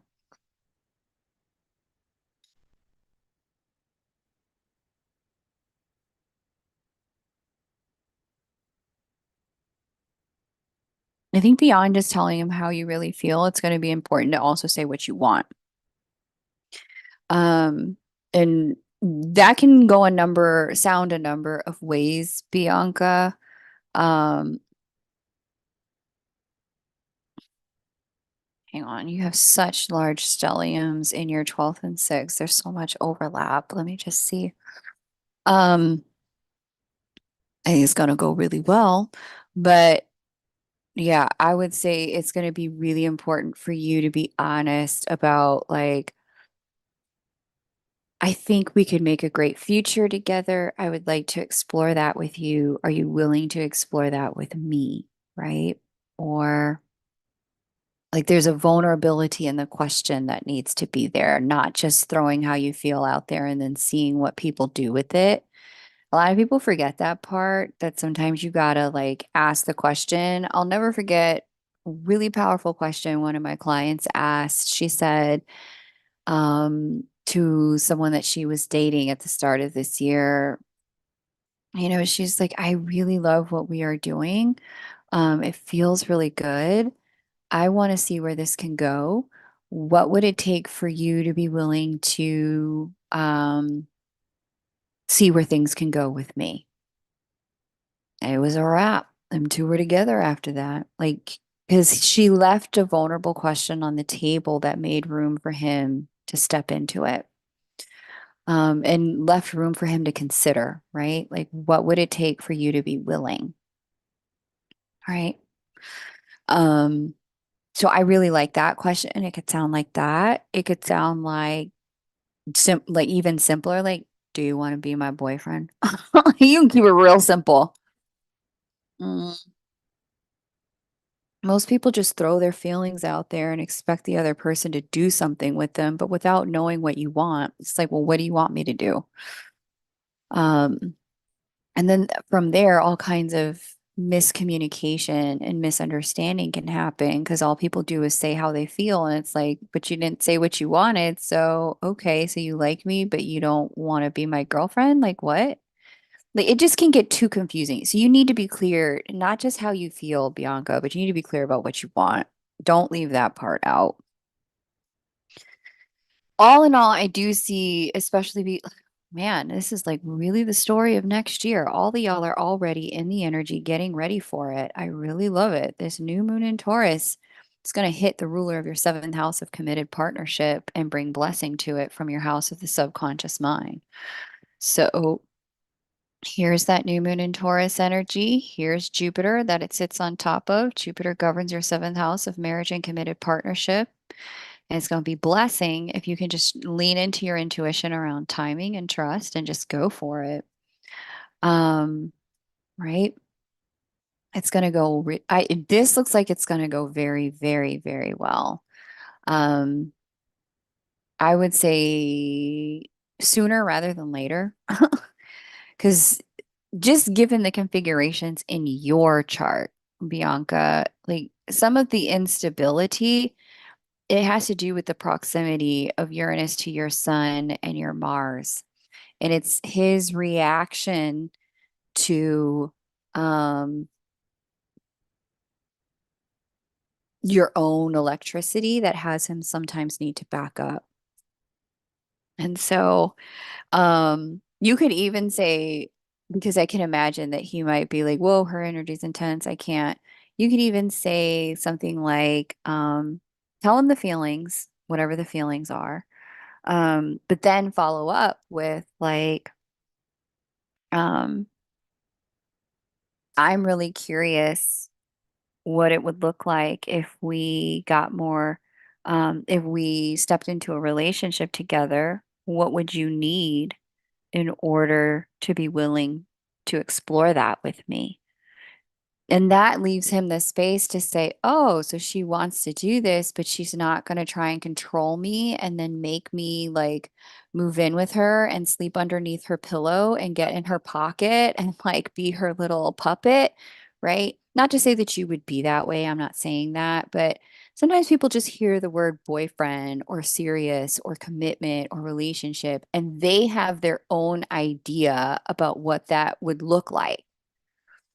And whatever their this is interesting because Oprah and Stedman had this situation as well, right? Her long-term boyfriend Stedman, people asked them why they didn't get married. You know, Oprah said because when we talked about it, Stedman and I both had the an idea about what husband and what wife ought to look like, be like, and do. And if we stepped into that, we would be giving up who we are that makes us love each other. We didn't want to do that. So rather than adopt the label, we decided to stay who we are and stay together.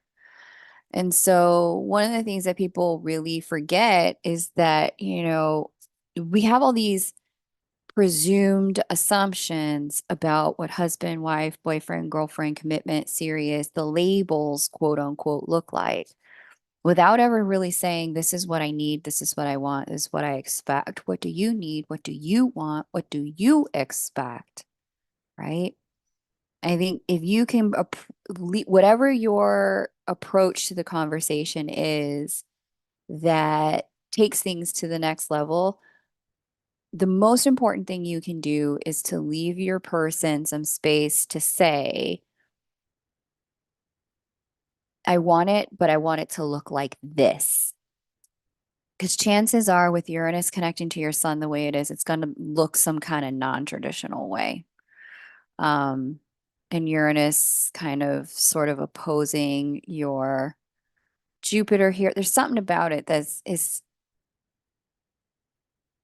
don't take for granted that when you say boyfriend, he hears what you hear because he probably doesn't. Okay. Make sure there's room for discussion. Like, can we talk about what us being together could look like? What that might feel like, right? Like, Tons of options. Bianca, if you could paste your question. Oh no, wait, did we just do Bianca? We did. Trisha, if you could paste your question, you're next. And then after Trisha, we'll do Verena. Verena, please get ready. That will go a long way. Okay. Don't take for granted that he means what you mean when you hear certain words, because he may hear those words, right? Like girlfriend or boyfriend or serious or commitment or marriage, or I don't know what words, right? He may hear those words, and in his mind he goes, oh fuck, now I got to give up all my freedom, and now I can't hang out with my friends. I got to be with her all the time. And he might be like, I'm not ready to give everything up, right? And in your mind, you're not thinking anyone has to give anything up. With your Uranus and its placement, you're thinking our worlds are going to get bigger together. And he's like, not this whole other idea. So just make sure you allow there to be space. Like, don't just throw your feelings, ask for what you want, and then ask him if he'd be willing to explore it with you.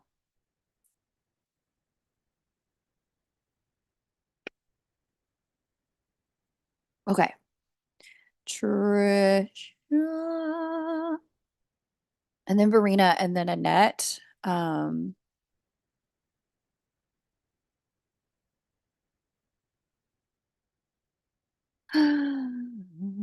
Actually,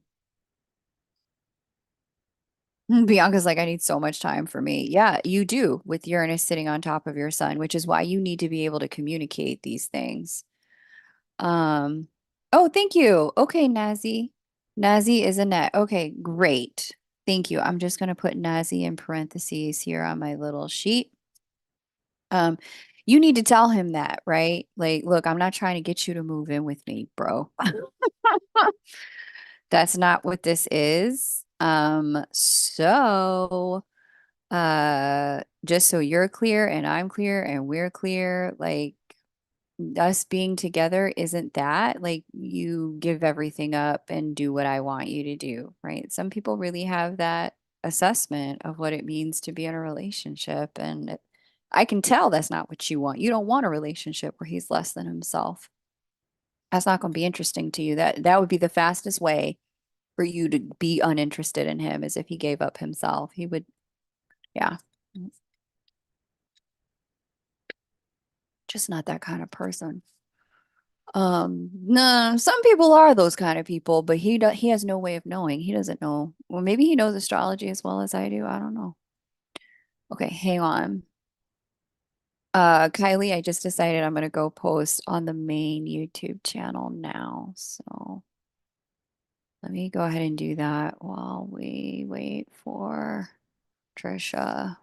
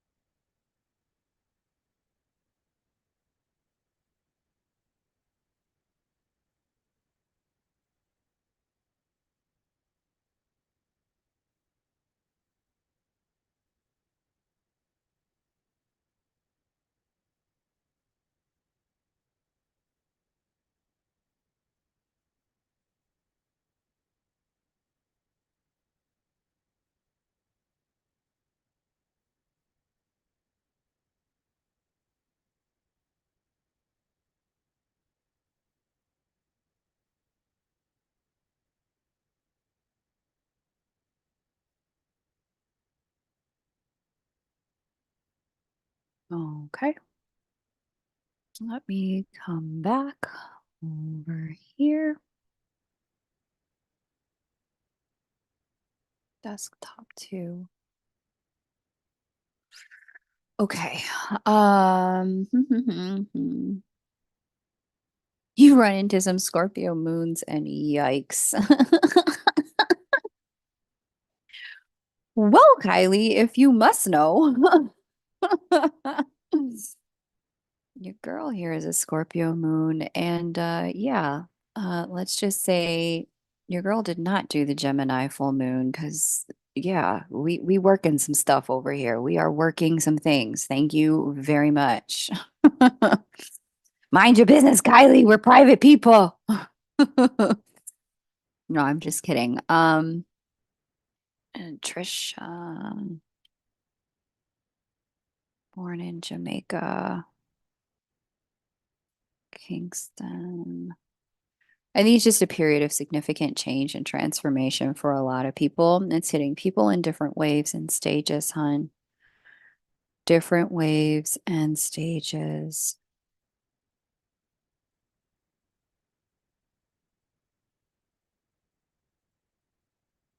Six.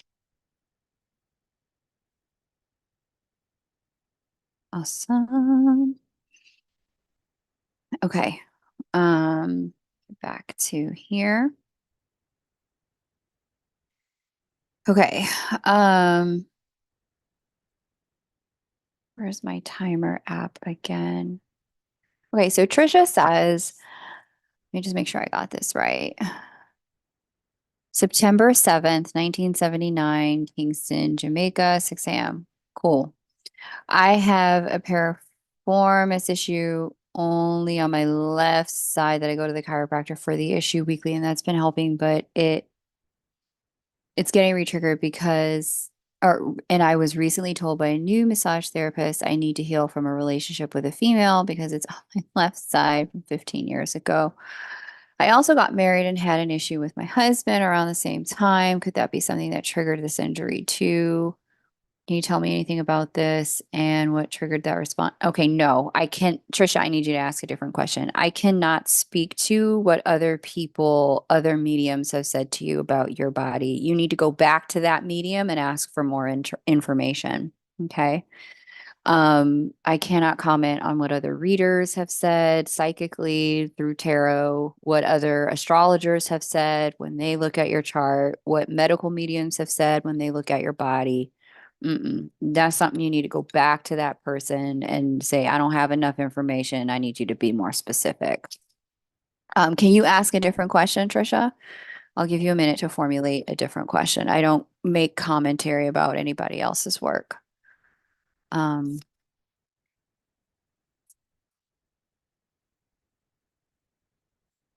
left side isn't just other, it's not just women. It's your whole relationship to your feminine and creative self, your generative self.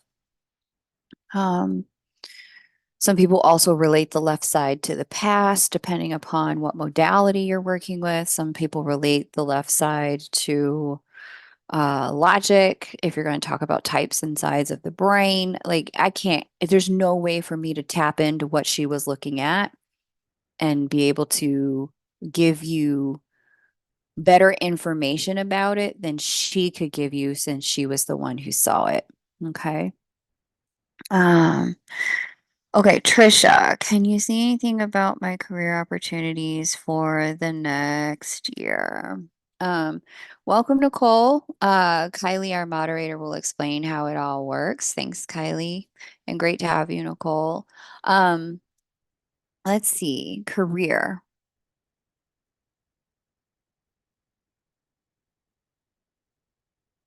Just get into the middle of next year and pop here. Okay, so your career sector is Mercury governed. And by mid next year, we're in like a really great place. As Jupiter crosses into your 10th house of career, you get this blessing once in a 12-year transit that's going to elevate your visibility, your responsibility, and your authority in your career sector. When Jupiter jumps into the 10th, this tends to be a period of time when everything that us and God decided we were going to be before we came into this lifetime, this tends to be a period of time where we start to see and achieve those things. We start to experience those things in land of the living.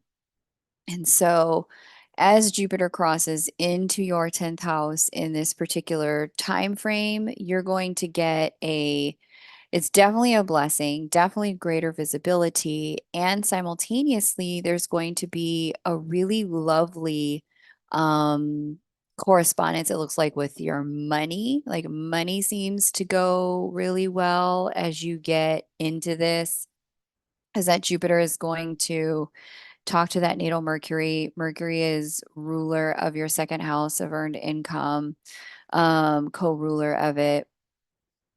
And this lasts well into 2025 as Jupiter gets into Cancer, makes a harmonious aspect with Moon, and Moon being co-ruler of Virgo for the second house of earned income. There's a really beautiful energy here that is meant to help take your career to the next level. Big time, big time. So I would say it's like a 1 year to 1.5 year blessing kind of energy. Really harness the energy of the first 6 months of next year to lay some foundation. Like, I want you to really think big, dream big when it comes to what kind of career you want, what achievements you want in that career, what kind of clients or customers do you want? If you could expand it in all the ways you wanted to expand it, how would that look? What are the roles and responsibilities you would have? What would you delegate? Who are some of the collaborators and people that would help you?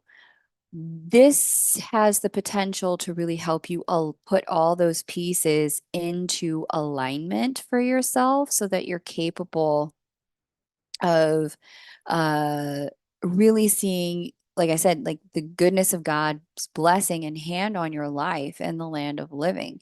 You're able to really feel and experience for yourself who you really are and who you're truly meant to be once you've harnessed and directed your full potential. It's a beautiful energy and a beautiful opportunity for you to become all of what you can be. Thankfully, like I said, this comes with money for you. A lot of times people get kind of promotions and name only. This isn't a name only promotion or expansion. Your growth here also comes with some level of increased income. So one of the things I want you to start to think about is, okay, so if I were to start making more money, what would I do with it? How would I deploy it? Would I save it? Would I get a house? Would I invest in education? Would I deal maybe find somebody else to really help you with the piriformis issue, right? Would I invest in healing, right? Um, what do I need to see a shaman? Do I need to see some other type of healer? I would start to look into those things for yourself and think about financially, this money is definitely coming. What would I do with it? Thinking that through and having a plan for your money, because your fifth house of creativity and manifestation is governed by Capricorn. It's a very planful sign. And the ruler of your second house of earned income, modern day ruler, is sitting in the sign of Virgo. Virgo's also a very strategic sign. Um, Having a plan for the money is what's really going to call it in. Not just kind of willy-nilly waiting for the money to get here, but knowing what you're going to do with it is going to allow it to go, oh, we need to go over there. We need to flow into Trisha's life. That's part of the way you'll co-create it. Okay. So really exciting, Trisha. Big elevation coming for you next year. Congratulations. And definitely go back to that woman. If she's telling you that kind of stuff, and it's because she can see it. And if she can see the problem, she can also see the solution. That's just the way that works. God doesn't let anybody see stuff that they can't fix, heal, or redirect. So if it can be perceived, it can be changed. So go back to that lady who brought all that stuff to your attention and then, like tell her, like, look, you gave me this, but I need some more information. Verena, it is your turn. Verena, if you could paste your question after Verena, we have Annette, and then the list is wide open. If you'd like to get on the list, if you're just joining, you're welcome to do that. You just need to make a payment of 33.33 to the PayPal that is linked at the top of the chat. If you are going to join us, I would love to have you. I can read one question from your chart,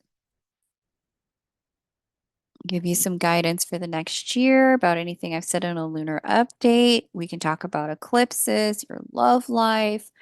We can have a look at money for you, timing for starting a business. Some folks have asked about that. Other people have asked about like things that having to do with their spiritual gifting. I would ask whatever you need. If I can't answer, I will tell you. Please pick a different question. I can't answer that. Okay. Um, let's see. But yes, welcome if you're just joining. I would absolutely love to read for you. Um, okay, Austria.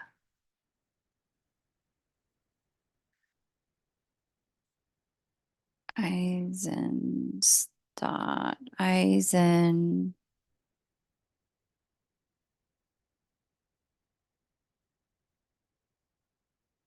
I know I do this every time I read for you. I'm like, how do I spell it?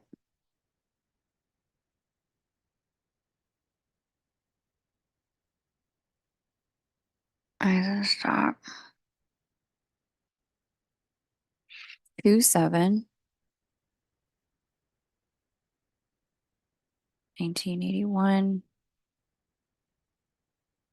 6:45 a.m. 2781, 6:45 a.m. Eisenstadt. Okay, cool. Let me hit the timer. Okay. Do you see a new love coming in 2024?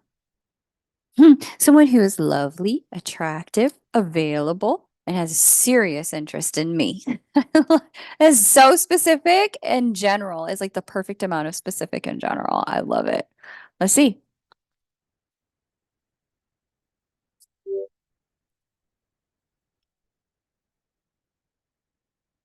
Sun in Aquarius. Yep.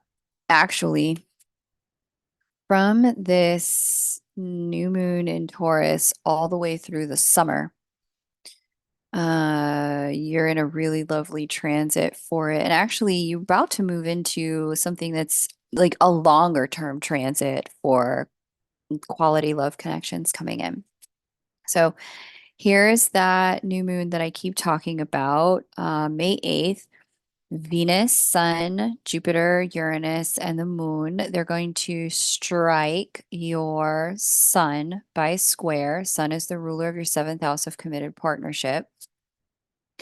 And bring blessing to it from the arena of siblings, cousins, and neighbors. So it's likely you may meet somebody through those people or education. You could like take a short class or a workshop. You can meet somebody through that kind of setup. And truly, it's just because the sun is the ruler of the seventh.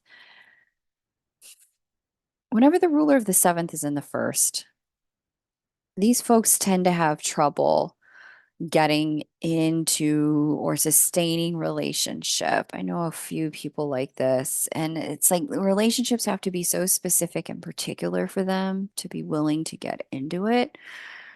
That sometimes the most of the time when people who show interest show up, they're like, I'll pass. I'm good. I'm good by myself. So one of the things you're going to need to do is get into a bit of open-mindedness because Uranus is involved in this. It may not look the way you're used to having things look. The person may not be your usual type. They may not show interest the usual way. They may not uh you and I have been around the block on this. We're done dealing with unavailable people. So we can skip that. If they're available, they're available. And if they're not, they're not. That's pretty black and white. Um, So we skip an unavailable people going into the future. Um, but yeah, they may they may be lovely, but in a way that's like unexpected, like you didn't expect to like it.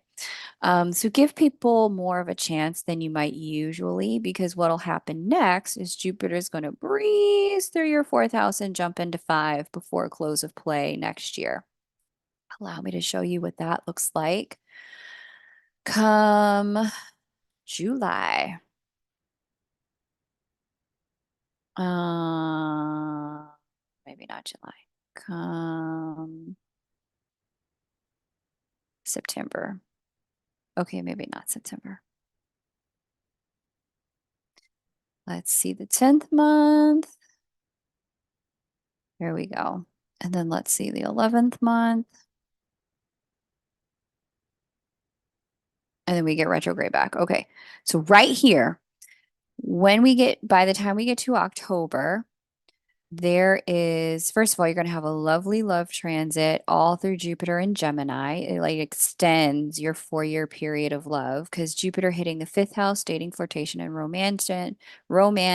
Sixth house, we get someone becoming a part of day-to-day life. Seventh house, we get marriage and commitment. Eighth house, we get sex and intimacy. Five, six, seven, and eight are relationship houses, but because Jupiter's transit through Gemini is going to strike your sun as the ruler of seventh house, you get an added extra bonus year of a relationship, the relationship years for you, the season of relationship, because Jupiter represents expansion and growth.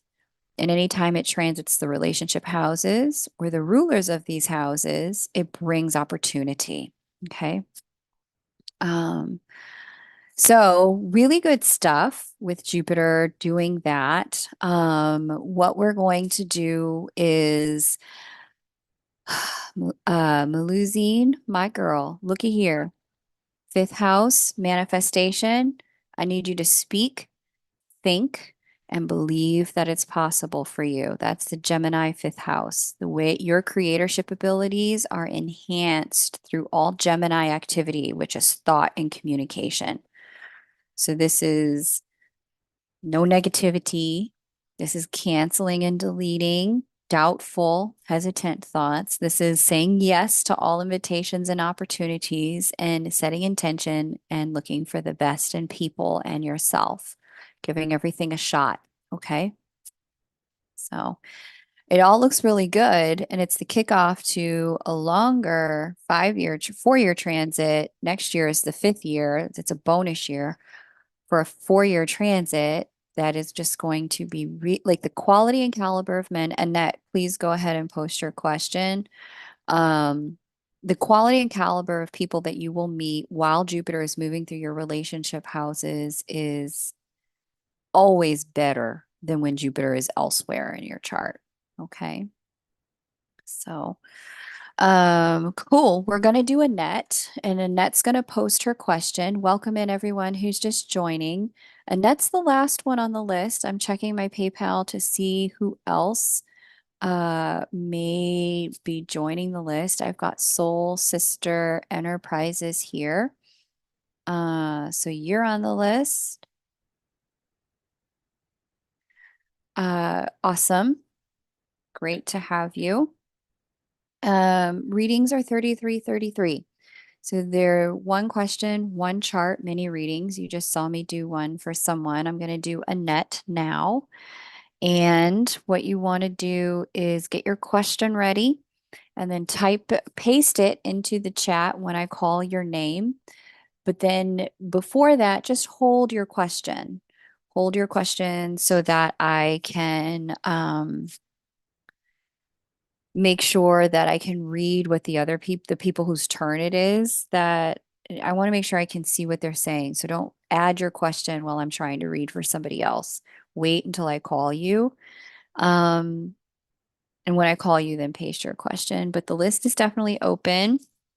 I plan to go for roughly about 30-ish, 40 more minutes, and then wrap up for today because I've got another commitment I need to head to. But If you want to do it, now's the time. Now's the time to jump on the list. Okay, so Nazi, let's see, share screen.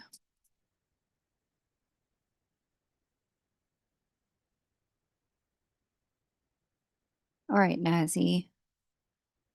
Uh, January 3rd, 1991, born in Toronto. Okay. Canada,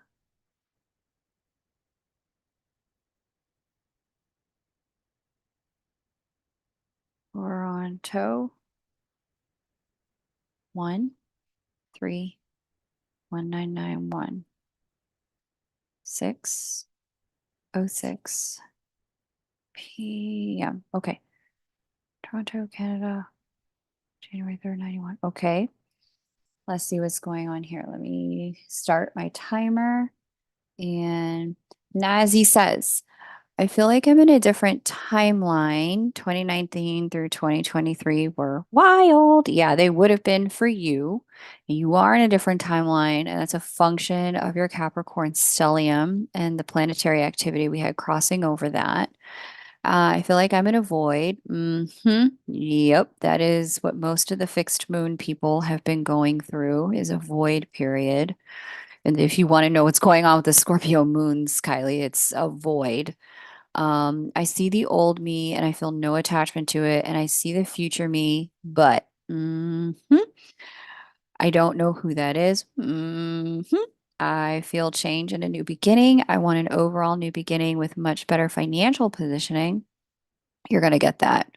That's definitely, oh yeah, that is on its way.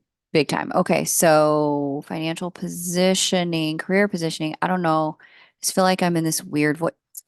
Listen, Nazi, I don't know why, but I have seen this, and it's not just you.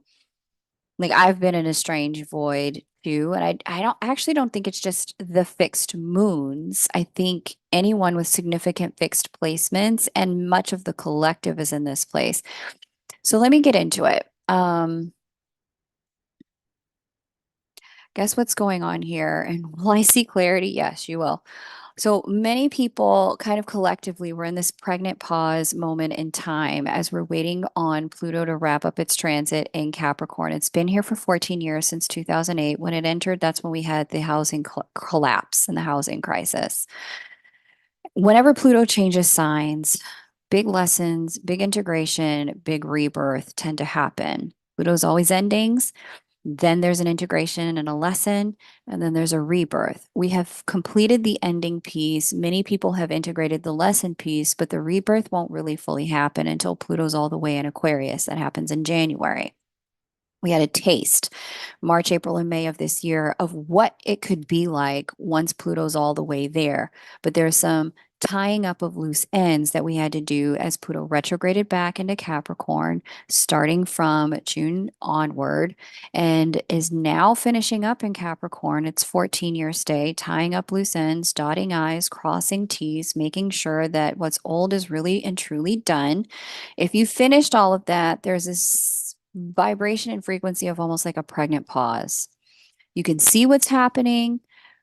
It's like I used to run track. And so um, we would get on the field, we would get on the track, and we would put the blocks down, those things that you see runners put their feet in before, the race takes off. You put your feet in. Um, when the official said runners take your mark, our feet are in the blocks. And then the official says set. And that's when you see all the runners put their little booties in the air and get ready to take off. That is where we are right now. The gun hasn't been pulled. No one has said go, but we are definitely at runners take your mark and set. And this is why it feels like, why can't I move anywhere? Like I feel like I have to move, but I can't move. Why? When Pluto gets into Aquarius, we're all going to feel that release in this rush of like movement. Thankfully, that's like the first week of January. This new year is really going to feel brand new for a lot of people, but especially you, because as Pluto has moved through Capricorn, since 2008, you have been on a sharp growing learning curve to facilitate some level of new power in your life around who you are now. You are also part of a special group of people that I have dubbed the rebuilders, where this stellium in Capricorn that includes Saturn, Neptune, and Uranus, um, has endowed you with a very specific type of energy that would have facilitated supreme disillusionment between 18, 19, 20, those years where it's like, wait a minute, what? I went to school, I graduated, and I'm in it. This is the bull ass that I'm dealing with. Are you serious? This is life? What is life and why am I in it? Can I get off the planet? The answer is no.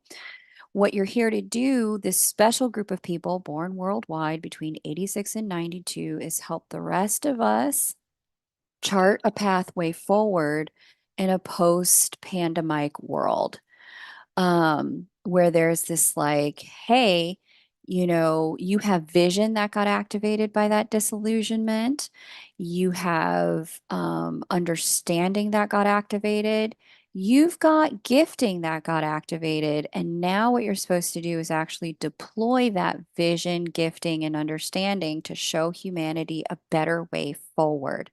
The disillusionment, the frustration, the letdown of those years had purpose.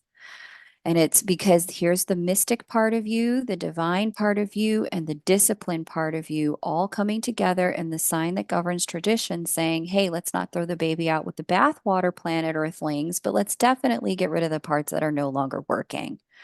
Here's what we can do instead. Okay. And so that was the point of those years for you.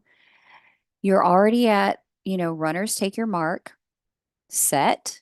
We're going to hit go that first week of January, but you're meant to be starting the process of looking at how can I take everything I learned that frustrated me and turn it into gold for the next decades of my life. Okay. So that's what I got, Nazi. It's going to get better next year, for all of us. But for everyone who's kind of done their work and dotted the I's and crossed the T's, there's nothing left to do. This little period at the tail end of 2023, where Pluto's not yet in Aquarius, but we can feel the new beginning on the horizon. It's like, ugh, why? I feel so stuck, like I'm being held back. So, but trust it, it's coming and just get ready to run when the official says go. Soul Sister Enterprises, it is your turn. If anybody else wants to jump on the list, you absolutely can. Um, the list is definitely open. I'm going to read for Soul Sister Enterprises and then Elanora, Elanora B. And then it would be your turn. If you've got questions, it'll be your turn right after this. So if you want to jump on the list, now's the right time to do it.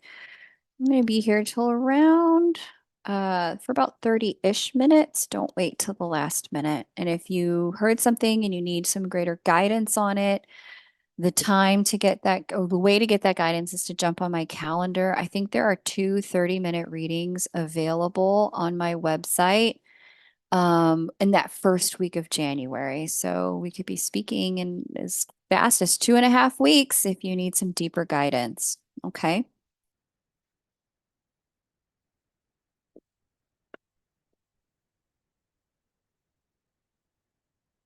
All right. So, Soul Sister Entertainment, it is your turn. Please paste your question and then we'll go to Elanora. And then if anybody else wants to jump on the list, now is the time.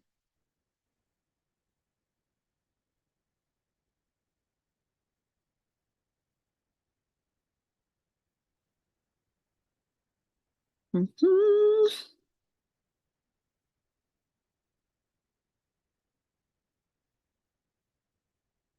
Did Soul Sister Entertainment leave? I hope not. Or Enterprises. Soul Sister Enterprises.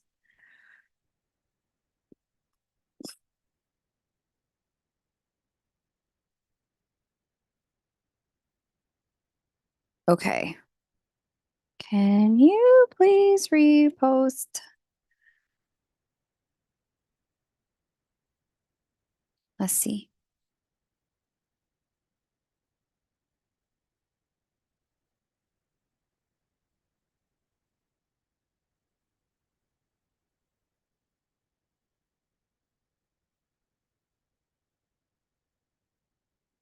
Let's see. Astrology with Michelle. Okay, great. And then Elanora, don't post your question until I call your name, but Elanora, you're next. Let's see. San Rafael. Okay.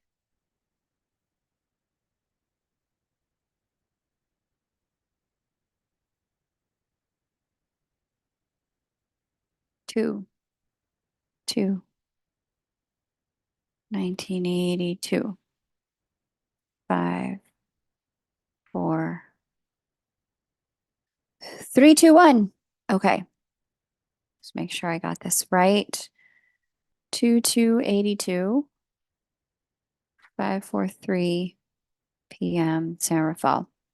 What should I focus on in 2024? I'm wanting marriage and another baby. Ooh, yes. I love it. That's so nice. Okay, let's see what's going on.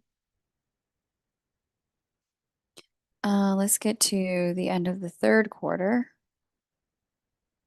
Or sorry, end of the first quarter and just see. Well, where's my timer? So I don't sail off into the winds. You can have those things, but I want to be really honest with you. You have moved into a season where your career is about to take off. Um, like really take off in some really significant ways. I'm excited for you. So here's the thing. Whenever we're looking for where's opportunity in a person's life by transit, we're tracking Jupiter's movements through the chart. Jupiter moves roughly about one house per year, sometimes faster. But Jupiter is going to move through house nine, which is your house of raw potential, faith, um, and possibility. Wrong year. Is it Alvin?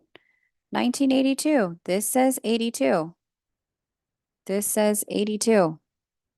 Oh, this is 2023. I love it. Okay. Thank you, Alvin. Thank you. Gracias, chica. Yeah, career is still about to take off. Jupiter in the 10th as we get into fully into the 10th. So this is your identity in the world and kind of like the who you're supposed to be. Hey, Damla. Damla, it's great to have you here. Your identity in the world and who you're meant to be. As Jupiter approaches your moon, you will hit a fertility transit, but it's going to come at the same time that some career stuff is unfolding. And what's interesting is it kind of like goes career gets good, then there's fertility, and then right on the heels of that, we get into some love-based energy as Saturn gets fully into Gemini at that 22nd degree of Libra that Jupiter will hit by trine the ruler, one of the rulers of your seventh house. Um, So, what's interesting about this is that it almost looks like it happens in a sequence in which you couldn't have expected, which doesn't surprise me because Uranus is such a major player of next year. It's like things happen in what we would consider like quote unquote out of order. It's like your career takes off, you maybe have a fun hot girl summer, and you get pregnant, and then it's like, oh, I'm pregnant. And then it's like somebody steps in, is like, and I will be your knight in shining armor and take care of you and this baby and your other kids. Let's do this. I want to blend our families. It's something like that, where it doesn't come with love and then career and then a baby, or love and baby and then career. It comes with like career, baby, and then love. Um, So as long as you're open to all the possibilities, it looks like a real year of great blessing where kind of everything up levels like at the same time. um yeah, all in one year. It just doesn't happen in the sequence you might have anticipated. So get ready. Because it does look like it's going to happen fast. Like all of these things, like for you to get pregnant, have a man or boyfriend or girlfriend or whatever, have a spouse, and then have a major career up level all at one time. That's a lot on a person's nervous system. Just one of those is intense. But to do all three of them in like the same 1 year span, which is kind of what looks like it happens here, you just make sure you have your magnesium and your Epsom salt baths and a good massage therapist and regular therapist on speed dial so your nervous system can handle it all. Because it looks like next year is the year where you really do get to have it all. You just need to be open, flexible. I keep hearing this word flexible for you. Why is this? Why it's anytime I keep getting a repeated message for a person, it's because of something in their natal chart. Yep, sure enough, lots of fixed energy. The way you think it's gonna go is probably not the way it's gonna go. And if you keep trying to get it to go that way, it's not gonna happen. You're just gonna get frustrated and stuck. You're gonna like drop stakes and build a tent where you're at instead of moving forward. So there's a call for you to be very flexible to see how things unfold and where things go and just continue to intend highest possible outcomes all the way around. Like just because it doesn't look the way you thought it should look doesn't mean that God's not intending to bless you. Okay. So let God do it in God's order and God's time. Um, sometimes there's like when Uranus is involved, like Uranus will be next year, there's a real need to trust and have some faith that these planets aren't working against us, that God set it up to work for us, with us, in our favor, to get us where our blessing is, right? And so to have that trust and not just shut it down because it doesn't look the way you thought it would look or the order you thought it should go in is part of the call on your life for next year. Soul Sister Entertainment, or what is your name? Hang on, let me go back here. Astrology with Michelle. Soul Sister Enterprises. That's Michelle, that's your guidance is like release needing it to look a certain way or be a certain person or have a certain outcome, just highest possible outcomes. It's all working out in my favor all the time. Okay. Mm-hmm. Elanora, is your turn. Um, uh, so Elanora, if you paste your question, we're gonna do Elanora. Then let me just see if anybody else wants to jump on the list, you can. List is open. After Elanora, it would be your turn. Um, and I would love to read for you. So definitely post your question, jump on the list. Now is the time. Um, I would love to read for you. Okay. Um, and then NATO Spooner, NATO S is on the list now. So after Eleonora, we'll read for NATO. Okay. Let's see.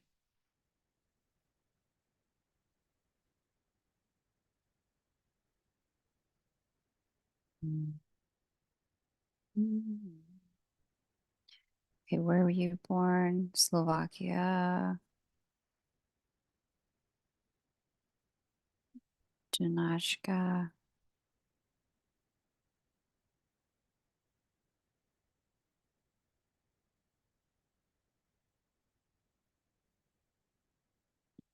Janashka Strada, 9, 2,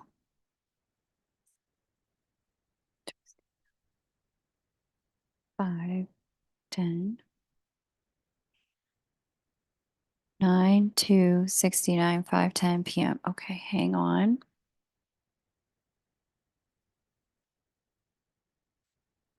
Okay.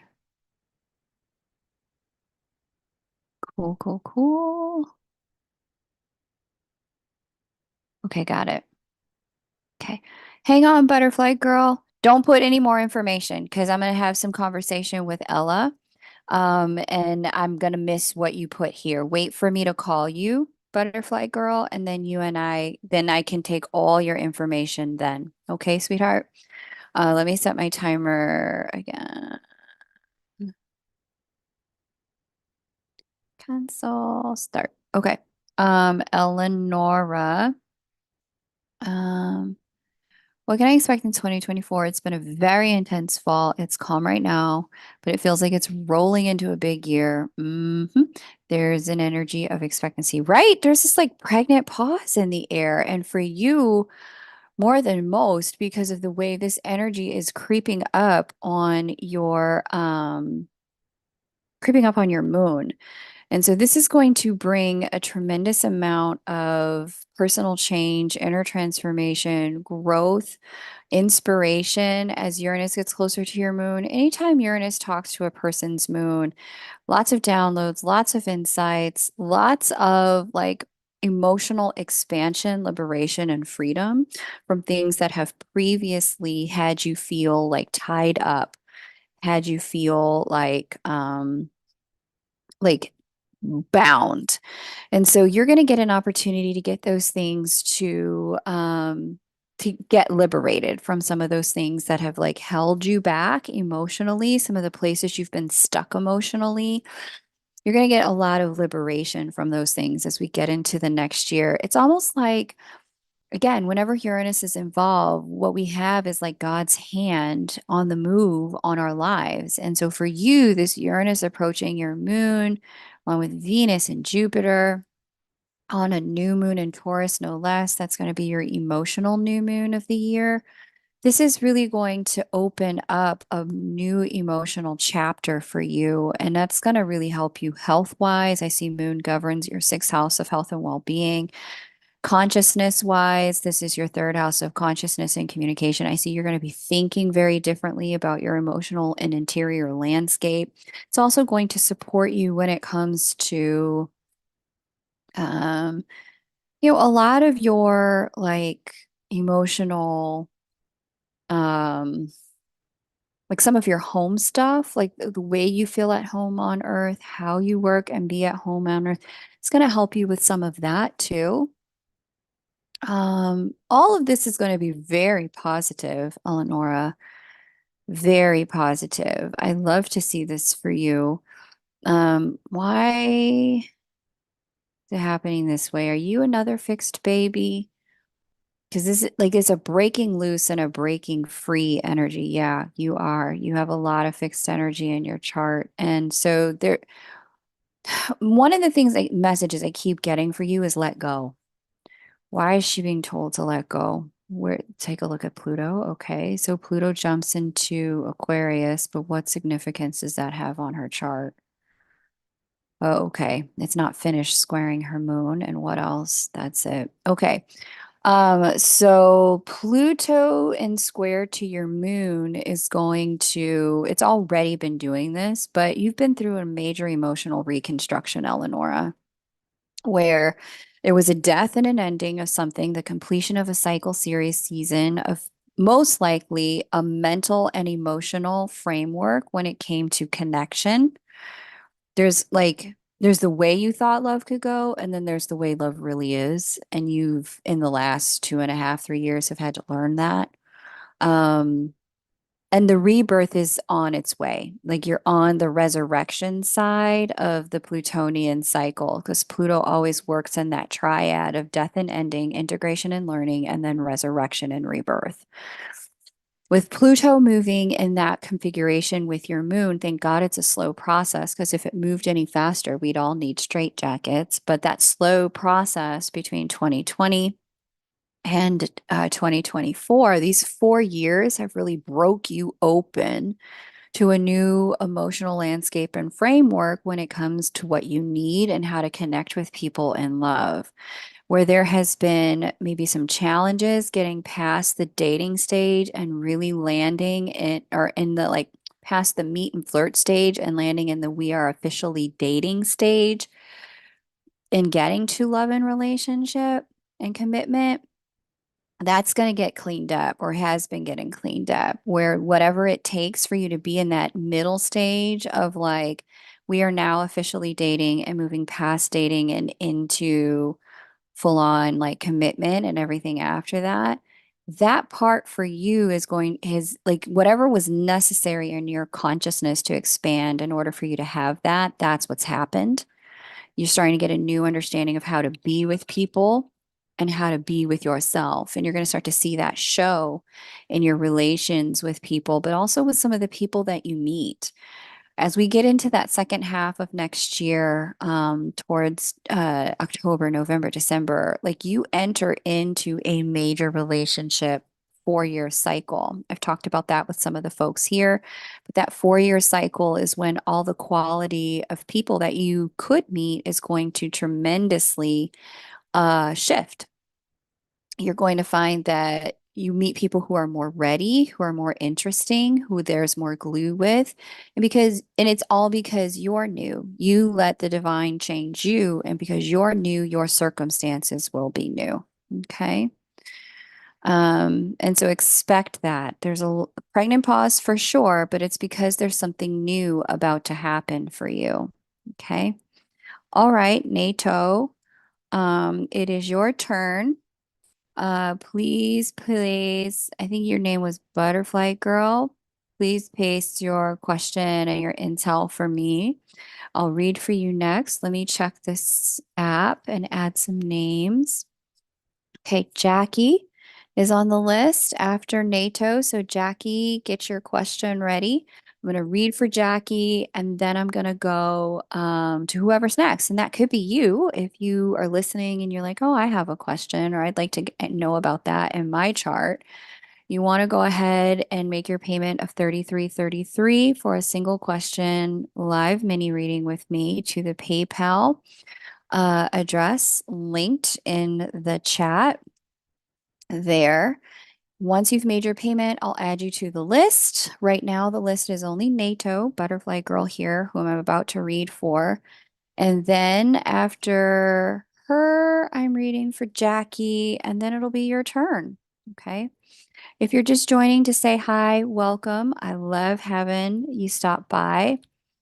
Great to have you here. Happy holidays to all of those who celebrate, all of those who do not. Thank you for pairing with the rest of us. As I have said, we are loud this time of year.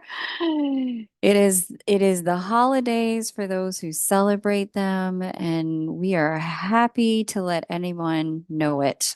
And if you don't celebrate, hopefully the close of year for you is filled with goodness as well.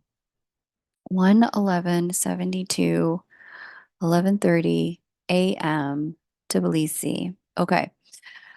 Let me hit that timer. Broke up with my person 3 months ago. My heart let go when he sabotaged our moving in together with yet another disconnection and distancy behavior, investing his time and energy outside the connection relationship. He's a dismissive avoidant.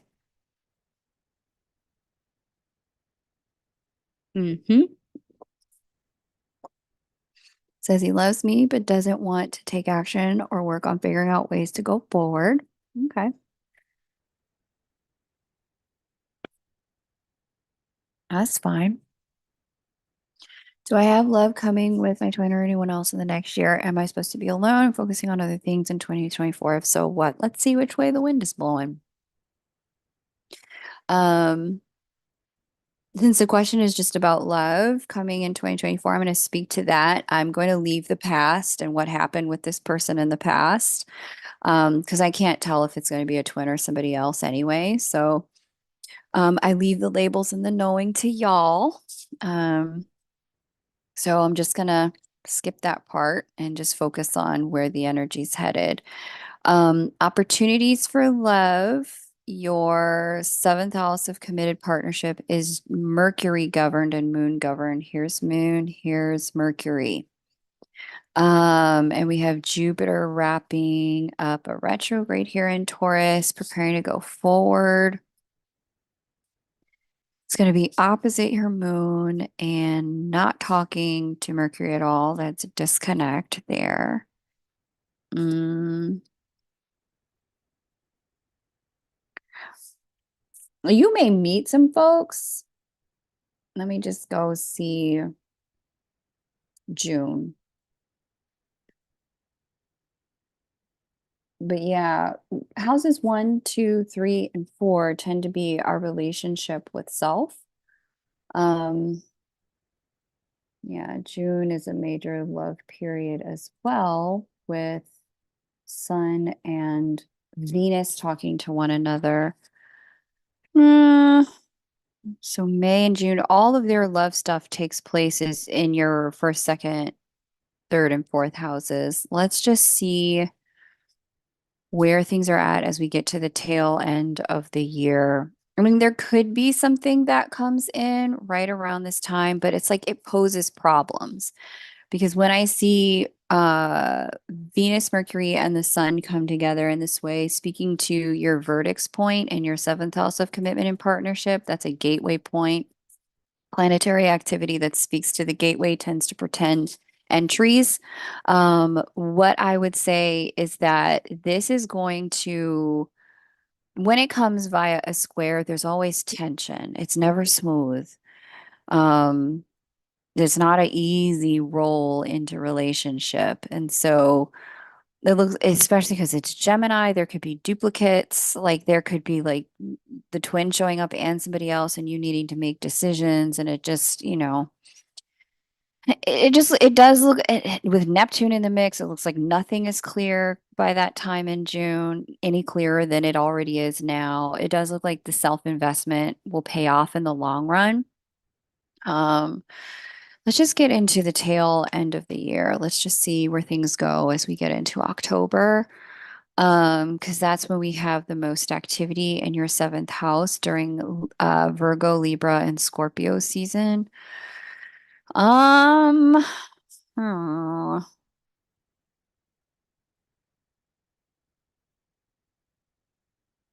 And natal Mercury and natal Moon are relatively unaspected except for this Neptune. Yeah.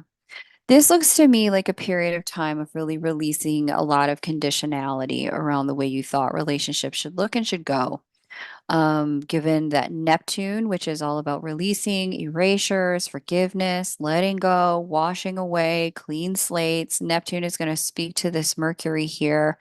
This Mercury is the ruler of your seventh house of committed partnership. This doesn't look like you go from that breakup into just jump into a great relationship. This looks a little bit like you go from that breakup into let me reset myself. Let me reset my energy. Let me let the past be the past and let the past fully and completely and totally go. Let me step into a new version of me. Let me reset what I think my understanding of love and relationship is.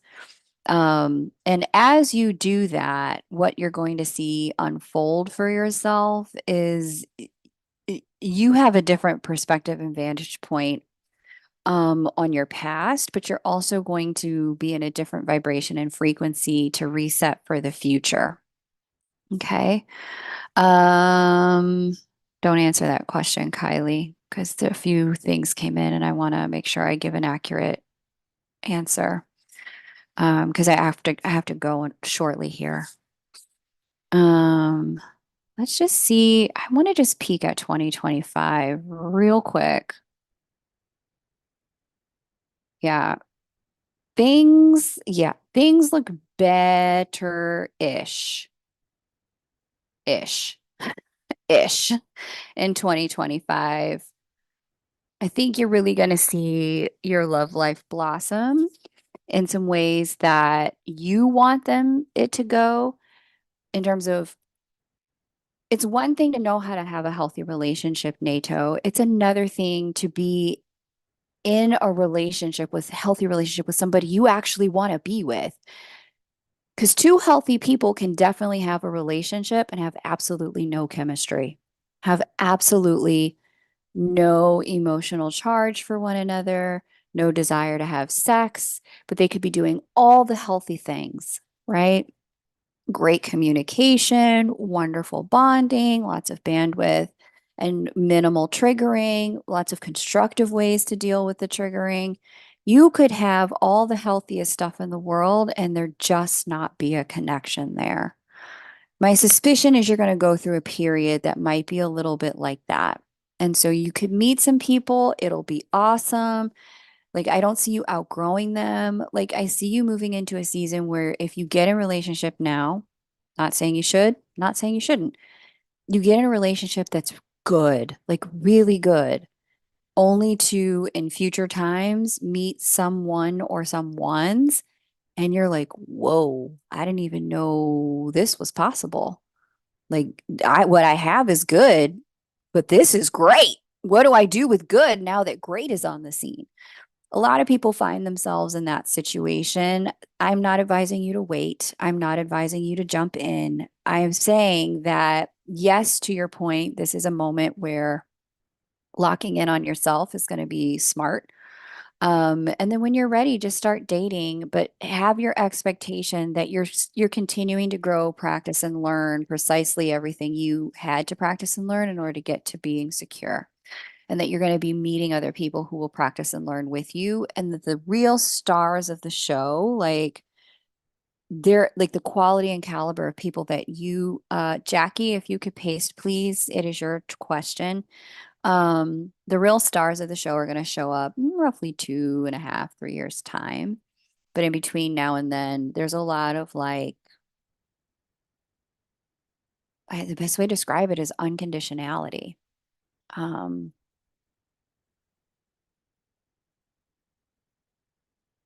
Thank you, Jackie. Hey, Kat Bond. Welcome. Always great to see you here, Kat. And to everyone else here who's just joining, welcome. Great to have you. I'm going to quickly update the list before I read for Jackie, because somebody had asked about the status of the list. Here's how it stands as of right now. Okay, Jackie.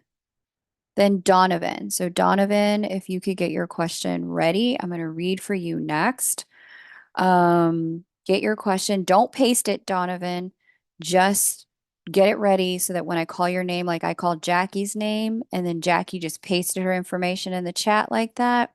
That's what I want you to do, Donovan. Just get it ready, and then I will call your name because a lot of chit chat will go on. And if your stuff is here before I call your name, I'll miss it completely.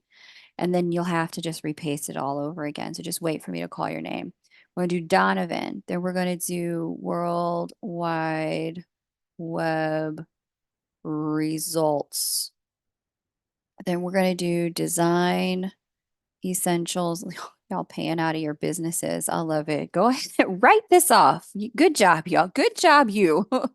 Design essentials for you. I see a lot of y'all doing that. I love that.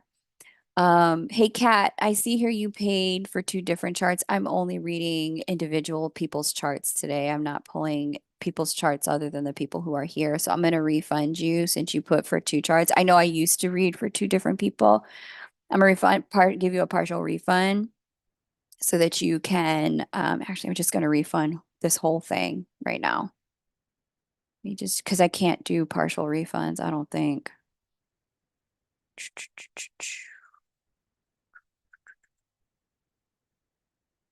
Don't need that. Don't need that. Hang on, I gotta log into my PayPal on the desktop version.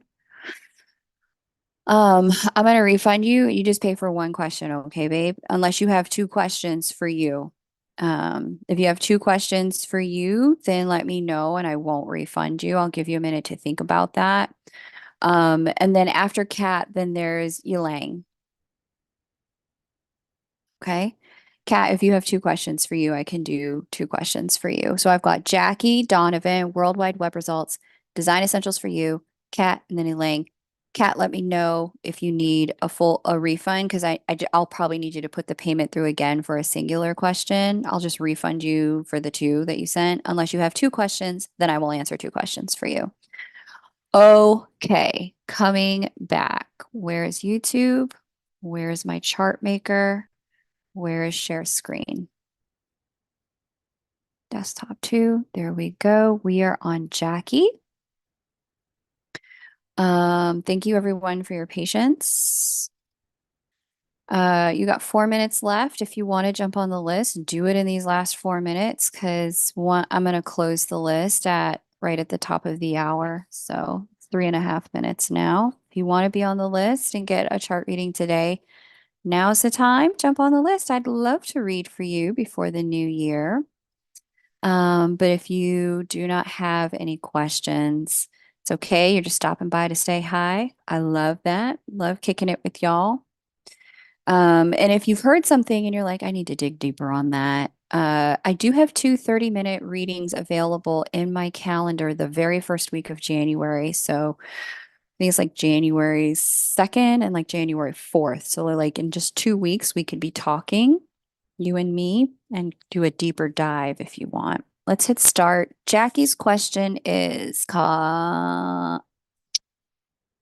edit. Jackie's not question. Jackie lives in Colorado Springs. And Jackie was born on 11/24/85. Hey, happy birthday, 7:20 p.m. Okay, got it. Okay, I feel like I'm unable to manifest new employment. Current employment pays well, but frustrating and not very unfulfilling. Does 2024 represent a shift? Okay, let's have a look at 2024. Let's just see. Your career sector is Neptune and Jupiter governed. Here's Neptune, Jupiter, Aqua Cap. Okay, yes, actually. You're going to see some big movement as Pluto leaves the sign that governs work, which is Capricorn. As Pluto jumps into Aquarius, you're going to see a shift. You're going to feel it pretty immediately. Because Pluto has been in the sign that governs work for all of us collectively. Collectively, many of us have a lot of work like a lot of work changes going on, new businesses, downsizing, getting laid off, getting a new job, getting a promotion, graduating from school so we can get a new job. All of that is what's going on as we wrap up this tail end of Pluto in Capricorn, which Pluto governs endings and new beginnings. Capricorn governs work. So collectively, there's lots of change, lots of transition. You're going to feel it more as Pluto gets into Aquarius, literally the minute we start January. Okay.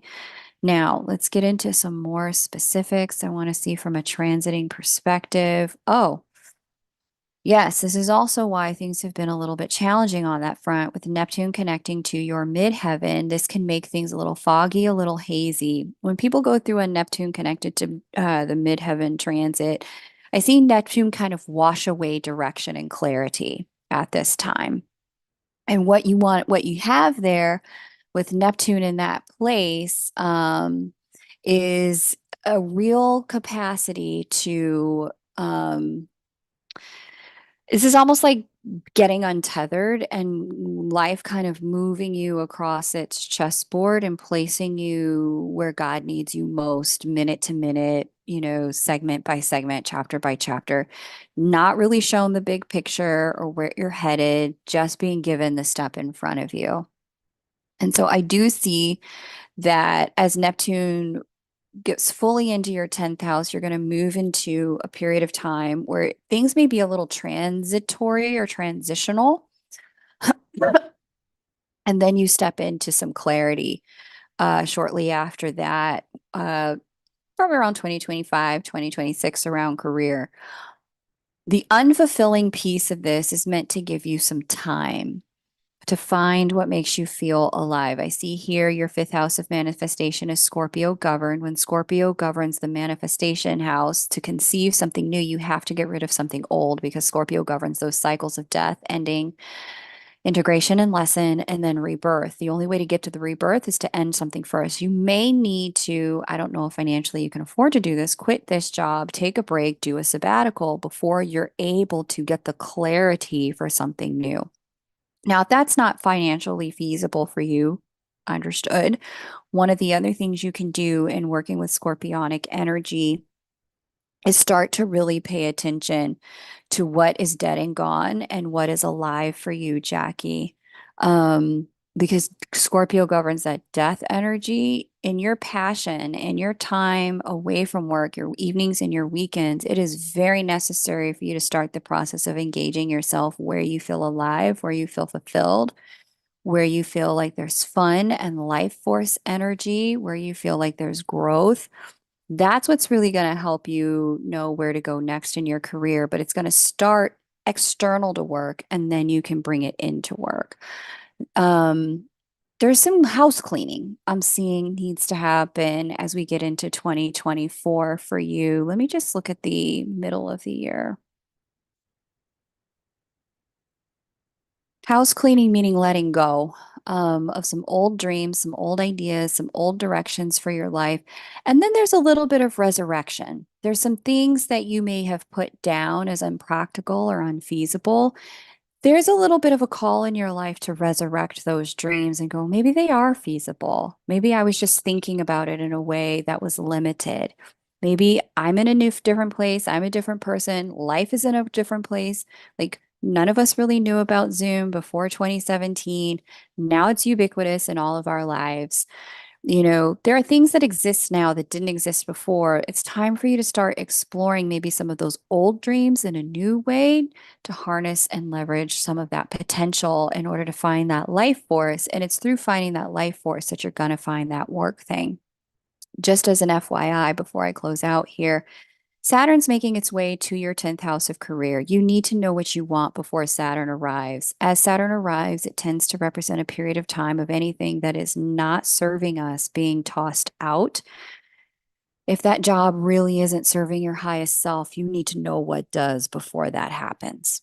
Okay. You got 2 years, 2.5 years. So take some time, dig into your passions, really figure out what it is that you want and what feels good to you and pay, like, give yourself some time to indulge those with this well-paying job that's affording you time for exploration. Donovan, it's your turn, baby. Let me see your question and your birth details. After we get Donovan, we're going to do World Wide Web results, design essentials for you, Kat, and then Elaine. 1, 2, 3, 4, 5. Kat, did you answer my question? Let me see. Does Kat have two questions? Or does Kat need a refund? You're welcome, Jackie. Good luck with that.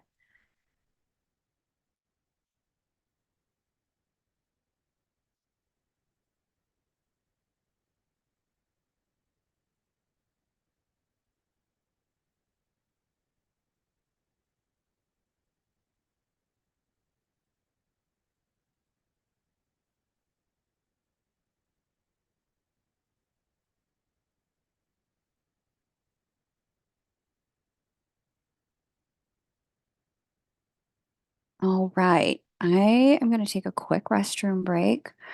Uh,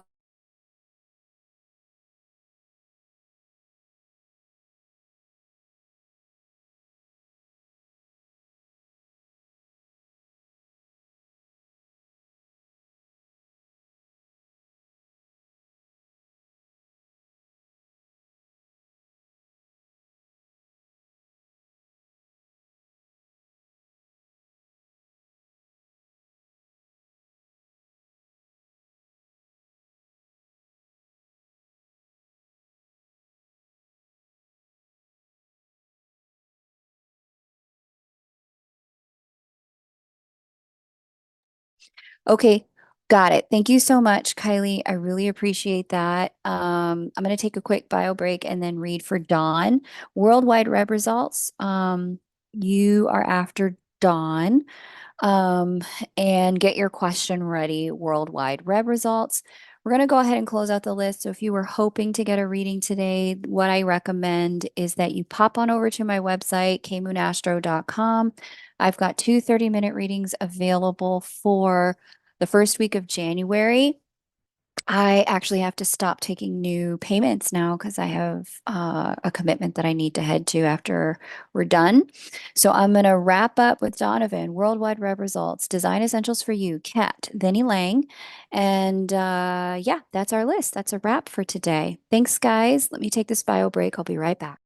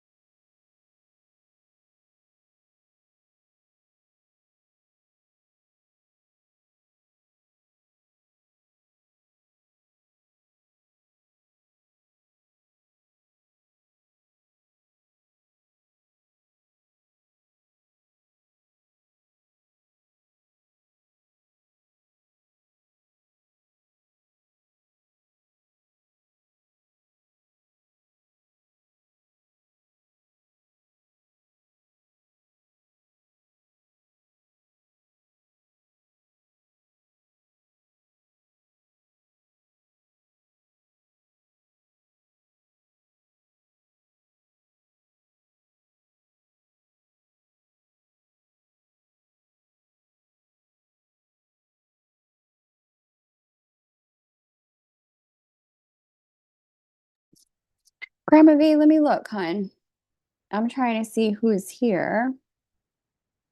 Mm, mm, mm, mm. I have Veronica and Michelle. Grandma V, are you one of those?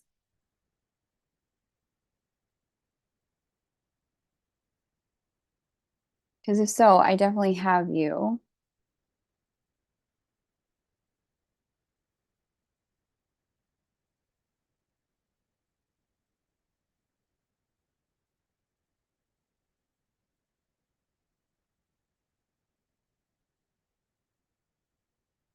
Mhm. Yeah, okay. You're after Ylang, okay? But the list is now closed. Okay.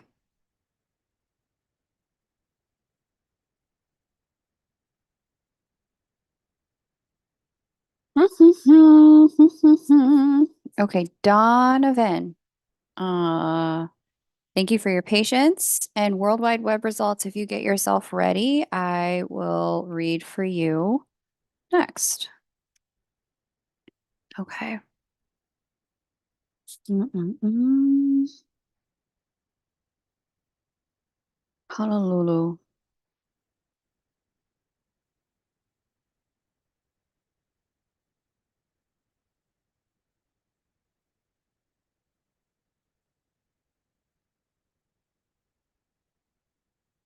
10, 27,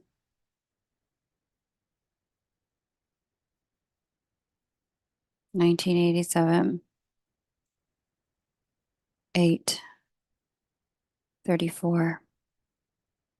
p.m. Great.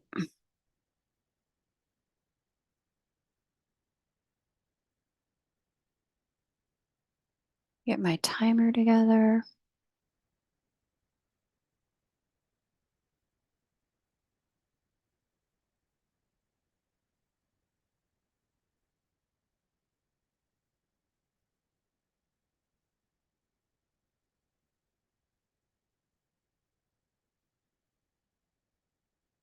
Where is Dawn? Okay. Romance and love coming in. Divorce finalized this week, separated in May, healed and co-parenting positively, deep inner work releasing, progress. Go on, Dawn. Good for you, man. Let's get into the end of the first quarter and just see how it's looking for you. Hmm.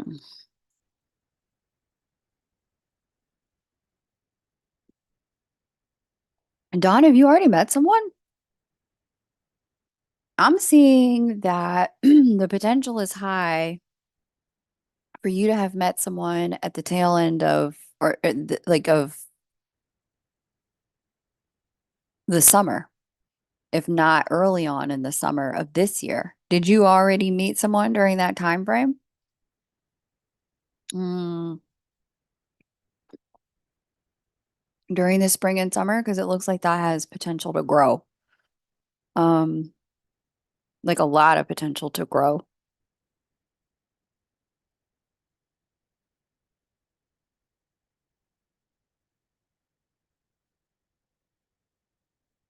Let me see.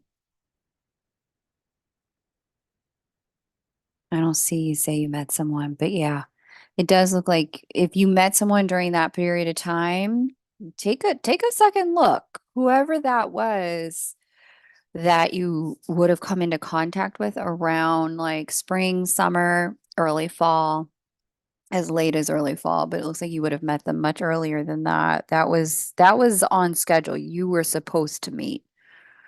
And that's supposed to continue to grow well into next year. If you want it to, right? There's energy here for it to blossom. Um,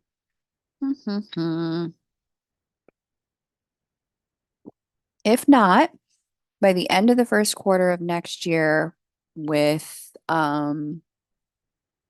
Jupiter and Uranus opposite your natal Venus, that's going to be a good time to meet someone. I mean, I do see you're going to move through this period of deep, like you think you've done a lot of healing already. Feels like more healing is coming, like way more healing. I see you getting into a place where you're a little bit like, it's funny. I had this friend who used to say, like, after he broke up with this girl, that, I mean, he loved this woman, but they were not okay together. Um, for a few years of his life, he was like, I got to a point where I realized the quality of my loving was going to be compromised.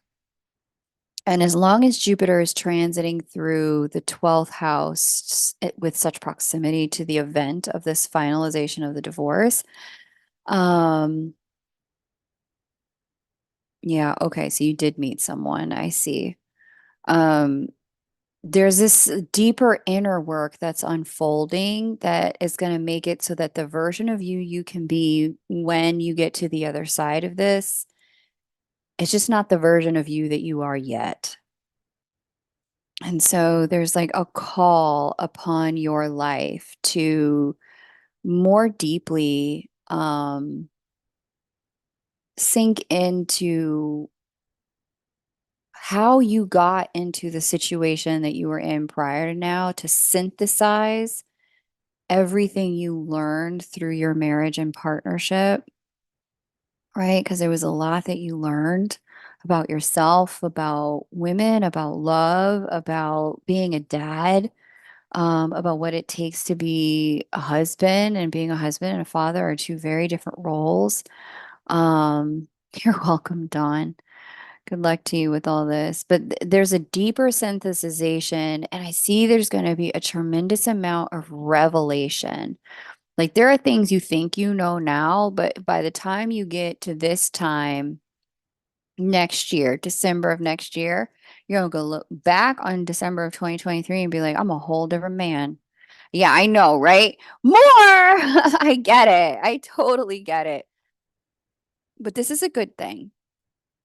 Um, and we're never really done. That's part of why we're here, right? We're never really done until we're done here. And simultaneously, um, when you get to a place when you're on the other side of this, when Jupiter and Uranus aren't quite doing the most in the house of the subconscious mind, um, you're going to find yourself in a place where you're you're just such a different man that there will be no worry, no fear, no concern of going back to the way things used to be in relationship at any level, because you'll never not know what you now know. And I see that there's just things that are supposed to show up in terms of learning and development that they're not here yet, but they're on schedule for next year.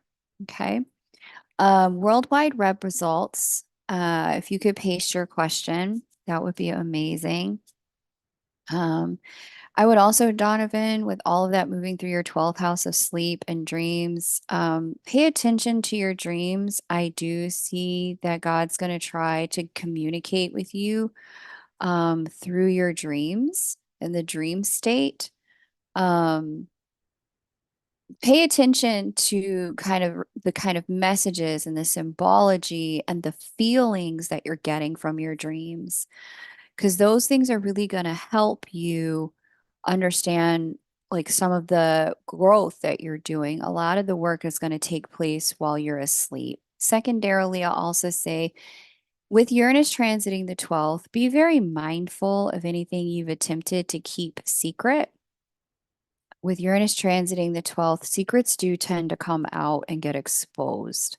So if there's any lack of transparency that has occurred where you've withheld information, believe it's going to come out. And if people have to find out information or they do find out information that should have been told to them already, but it doesn't come from you, it comes from either their own research or somebody else telling them, that doesn't tend to go well for the person who withheld in any circumstance. So if there are things that you need to reveal to people just to keep things in a clean slate, now's the time to do it.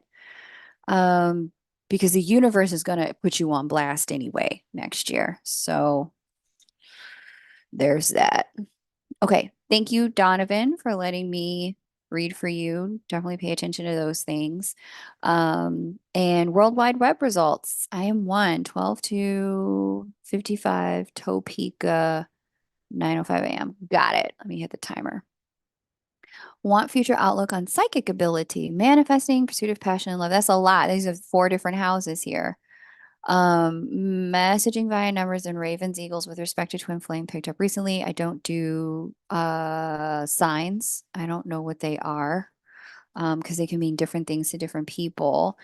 Okay, I am 1. I need you to be more specific here.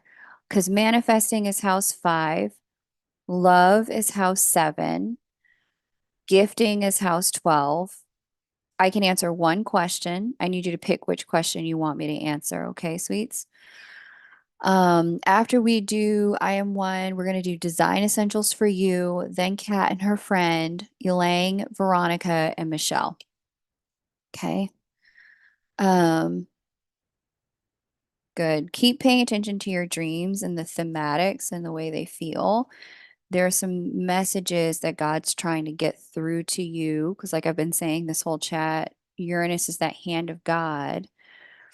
Uranus is coming through that 12th house where dreams live. And so there's a communication that's unfolding in that place. Also, try to keep a really clean slate, clean house before you go to bed. Like, don't watch violent stuff or play like violent video games and whatnot, or scroll. Like, don't take in a whole lot of social media before sleep. Try to leave that space clean for God to communicate with you in. Okay.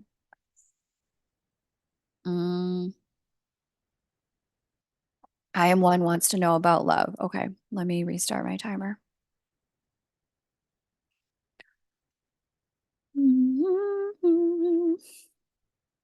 Okay, love for you is 7th house moon governed because Cancer is your 7th house. We've got moon at the 20th degree of Cancer. Let's see what's going to unfold around that 20th degree next year. I definitely know that big new moon in Taurus on the 8th of May is going to be significant for you because of the way it's going to unfold here in your 5th house. Bada bing, bada boom, baby. 5th house of creativity and manifestation. This particular new moon is going to be very powerful for love, very powerful for money. As the Venus is both, Jupiter enhances, and Uranus is again that hand of God energy. And new moons start new cycles, but this is all unfolding here in your 5th house of creativity and manifestation. So, with regard to manifestation, I would actually say get really focused on manifesting love, paying attention to the signs you're being given around the directions you need to go when it comes to love and cultivating love, because this is going to strike that moon in your 7th house and its home house. For you, this is really going to open up like some quantum potentials when it comes to love. Like if you've like never thought it would like there's some people who are like, I never thought it would be possible to like get a girl like that or like get a guy like that. And you like have people on these pedestals. This Uranus is going to break pedestals down and bring you into communication and contact, introduction and connection with people who are on your level. You just had this construct or this idea that somehow they were above or different or somehow like you had to earn.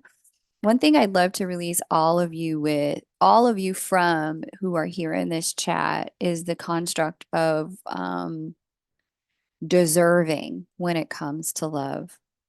We've been conditioned to believe that there's this idea that, well, I don't deserve to be treated this way, and I don't deserve to be treated that way, and I deserve someone who can do this and love me like that. Listen, if there's anything I can do for you in advance of this transit, it's to disabuse you of the idea that deservability and love in any way are linked, especially for you, um, worldwide web results. I think that's IM1. Because you can have whatever you want to create. Like God wants you to be happy. The divine and all these planets that have been created, they're here to help. But when we have this construct of deserve in our mind when it comes to love, it interferes with our creative ability because now we have earning inextricably linked with deserving. Anytime we think we deserve something, is because we think we earned it. We worked for it, right? None of us have it in our brains because it's just the way that word works here on earth, right? You get what you deserve, and what we deserve is predicated upon what we've earned. Release that. Earning, you can't earn love any more than you can earn rain. You just get to have it because it's part of being on earth, period. Okay. And so for you in particular, I really want to encourage you to think about pleasure and fun and things that feel good. Again, we've got that nice Taurus fifth house, which is about the five temporal senses, getting out in the world and doing things that nourish and nurture those five senses and make you feel alive and present in your physical body. As you're doing that, it's just going to set the magnetics for love to come in for you in a way that will have people that you never thought would be interested in you, never thought you could have connection with, rolling up alongside you and looking you deeply in your eyes and saying, I'm so glad it's you. I've been waiting for you. Okay.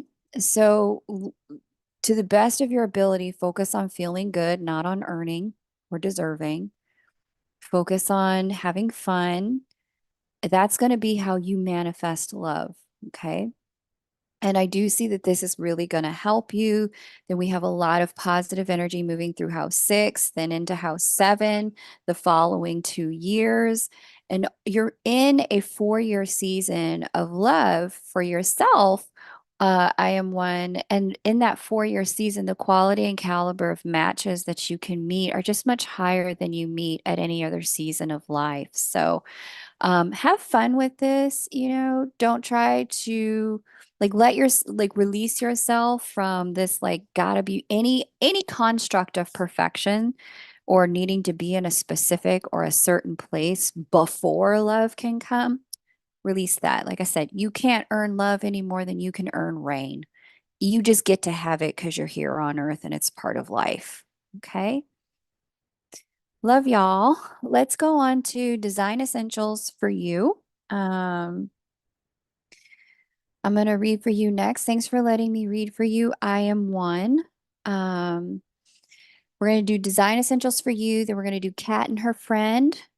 So Kat and her friend, get your questions ready. Design essentials for you. If you could paste your question, that would be great.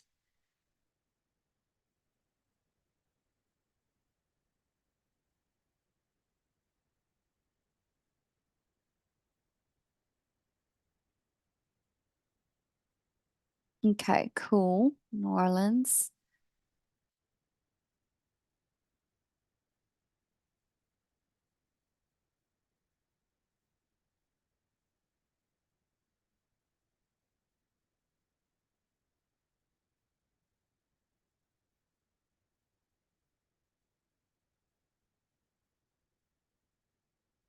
Do y'all understand what I mean when I say like let go of the idea about love and deserving? Like y'all understand why I said that to you? I really want to make sure that was clear.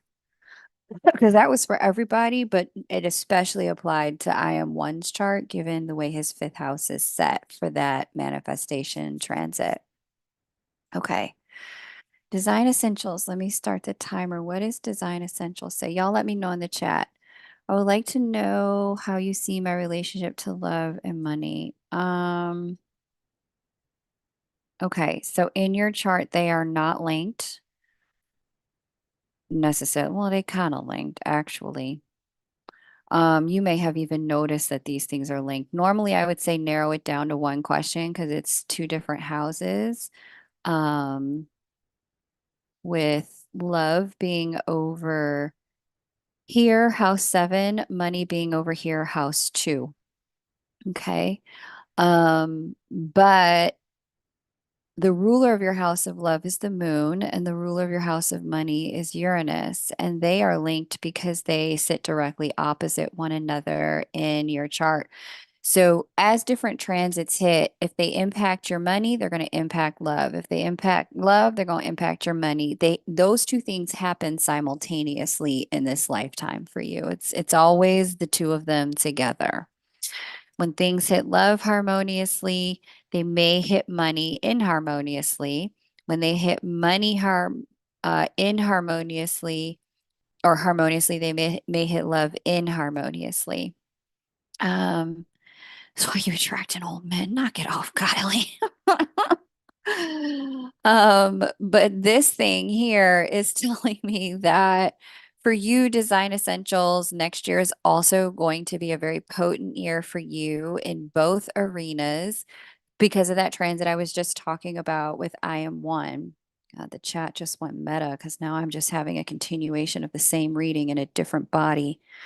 Um, Here it is. So, display transits, new transit date. Let's do that. There we go. So here's that same transit I was talking about with I am one.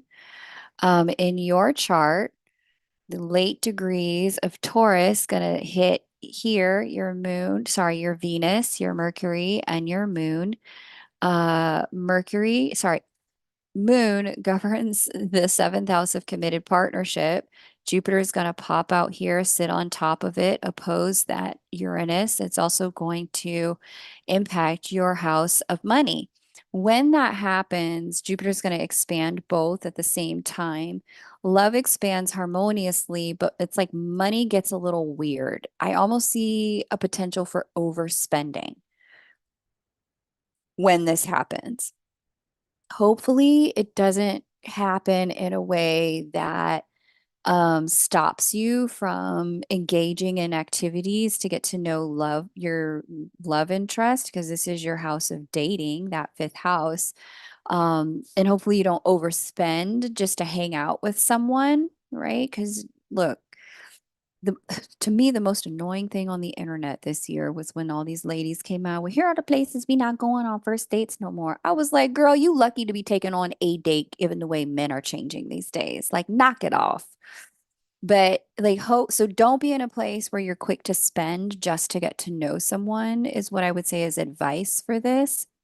But do be in a place where you're really paying attention to heart's fulfillment, true desire, true connection, and like when you can have fun without spending money. Because it's not that your money's going to be tight. I mean, I see it's already tight, sis.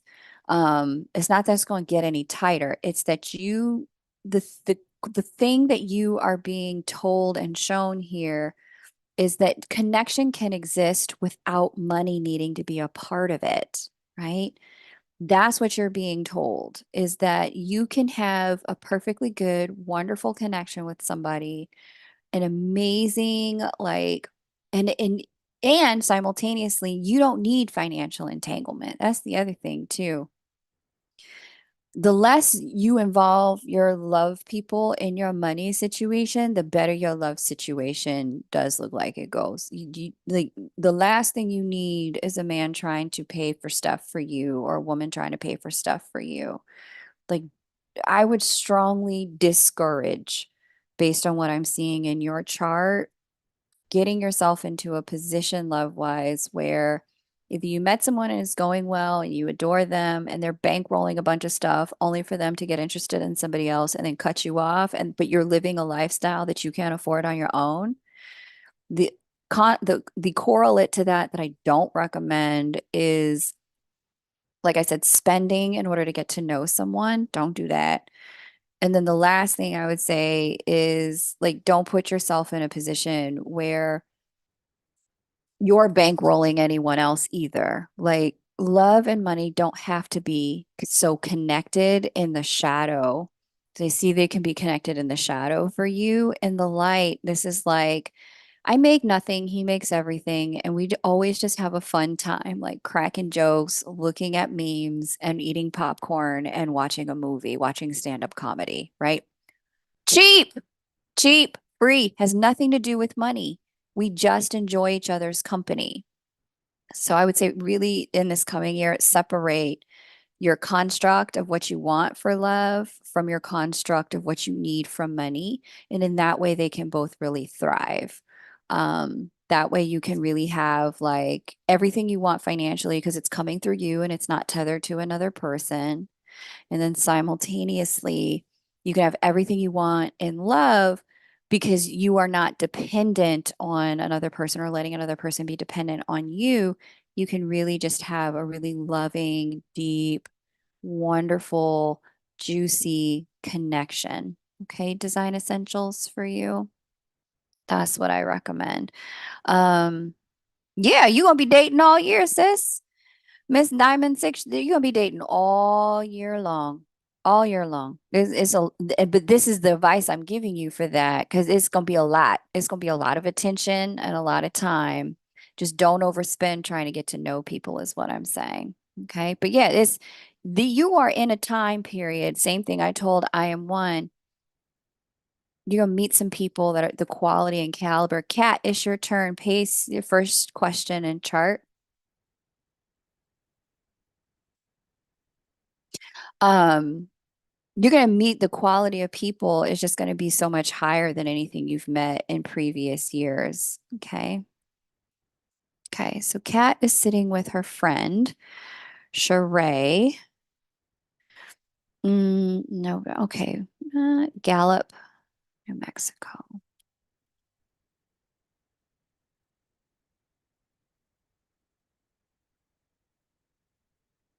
11/3, 292. What time? 5:02 a.m. Gallup, New Mexico, 11/3/92, 5:02 a.m. Okay. Let's see what Sheree's question is. Let me hit my timer. Transit to look forward to, transit to watch out for. Well, you know, this thing, listen, mm, you a fixed baby too. Okay. Um, sure. So, Shereé, you have a lot of this fixed energy going on in your chart and a lot of cardinal energy too. Thank God it balances it out. But our fixed signs are God's gift to planet Earth because they are so reliable, dependable. They have your back. They can hold the line, come hell or high water, and not lose any ground when you're up against enemy fire and you're outnumbered. Fixed signs know how to hold it down. Unfortunately, they can also hold on too long to things that they have really outgrown and need to let go of. Cardinal energies are the signs that all help us with new beginnings. Their gift to God's creation is that they bring new beginnings. They're always willing to take initiative, start over, begin again. Because those two balance each other in your chart, you do have an ability to let go when you are understanding and in recognition of being able to move forward and what you need to move forward to. The challenge you have been up against in the last year, 2022 and 2021 and 2023, is the positioning of Uranus and our friend Saturn. Ooh, over your moon, dealing with your sun, dealing with your Pluto. Okay. Wow. Yeah, I see this. This has not been easy, Shereé. Listen, the hardest part of this is done. I see you probably lost a few fingers in the process of holding on to what the universe was trying to take away. When the one word is trying to take something away from us, it's not because we didn't do a good job at keeping it. It's not because there's something deficient or wrong with us. And it's not because, like we weren't good enough to have the thing. It's because it's time to go. It's time to graduate. It's time to move forward. There's something new coming online. And so I see you're moving through this period of deepening lesson where you deeply need to understand, first of all, your North Node here in Sagittarius, which is all about leaning into truth and honoring the truth, your truth, right? Like you can't lie about who you are and what you want with people in order to keep them around or keep a job. Anything that was misaligned during a transit like this, in particular a job, because I see Moon's the ruler of your midheaven, would have gotten taken away. You might have found it really difficult to get jobs during this period of time. Much of this has to do with the fact that number one, I do see you're probably meant to be more entrepreneurial in this lifetime. You're really built for it in some strong ways that I can't go that deep into here. But I also see like working for somebody else is just it's not going to work for you. I see it blows up in your face just about every time because you tend to walk into the room with more authority than the people who technically have authority over you. That's just the way power works in your lifetime. And so you find people do petty shit in order to, deal with the fact that they feel that your power is greater than theirs. You're supposed to be working for yourself, Shereé, and that was a big piece of the lesson. The second thing is that you can't lie to yourself about who you are. Um, it's necessary for you to really take ownership of the fact that you have a lot of power, authority, control when it comes to the way you deal with money, work, and outcomes in this lifetime. You cannot afford to continue to play small because it's playing small that has gotten you into some of the situations you were in the first place. So some of this was meant to break you of desperation and help you understand the truth of life and God's abundance and goodness to you is that you can have what you want, but you got to own it, baby. Much of this was about coming home to your power and owning who you are. You are on the other side of this. And like I said, I can see if you tried to hold on to some stuff, you probably lost some fingers holding on to it. Grieve, get some prosthetic fingers because they make them these days and keep moving. There's a lot more goodness on the other side of this when you lean into the beauty of your dreams and harness their capacity to be of impact, be of service in the world, and simultaneously relinquish what was. I see there's been a transition in your identity and who you are, transition in your emotional state and who you are. Like there's just so much deep level fundamental change here. The person you are in 2020 and the person you are now are two different people. You're going to find that by 2025, you're an even different person again, given the length of some of these transits I'm seeing. Hang in there, big, dream big, but then invest in it with action. Do not play small. Take things step by step with these transits, and you're going to find yourself in a much better place than the place that you've been in. I see this is really big, Shereé. So hang in there, okay, sis? Okay, Kat, let me get your chart information and what's going on for you. Thank you for being ready, Lady Bond. After I do Kat, Elaine, it's going to be your turn. Um, Elaine, if you could Um, get ready. Don't paste anything yet, but Elaine, if you could get ready, that would be amazing. Okay, so Kat was born in Taiwan, Taipei.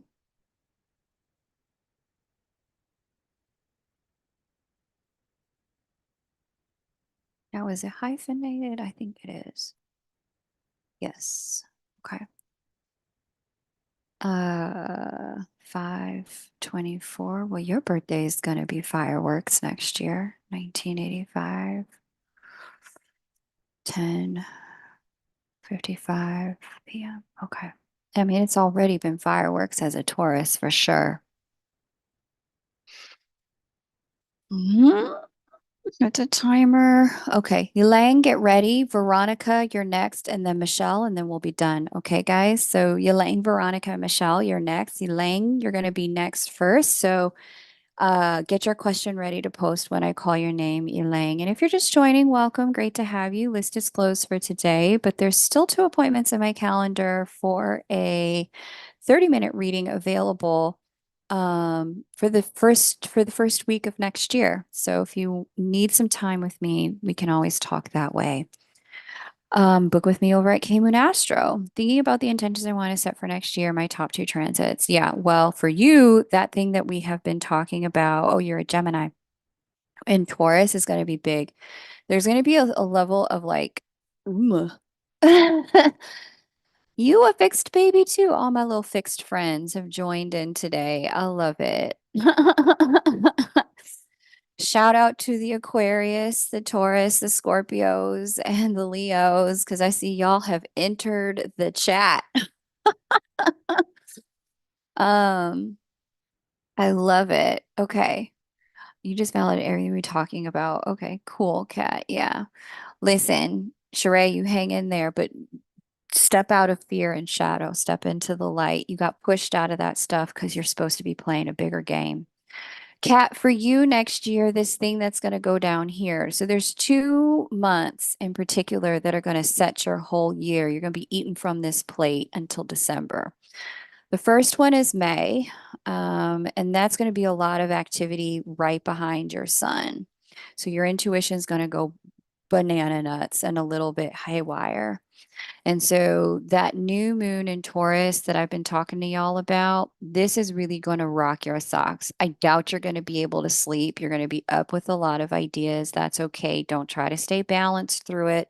We have this misconception about balance that it has to be like tit for tat, like 8 hours of sleep and then 8 hours of work and then 8 hours of doing whatever you want. And we have like, you know, the tit for tatness isn't going to work next year.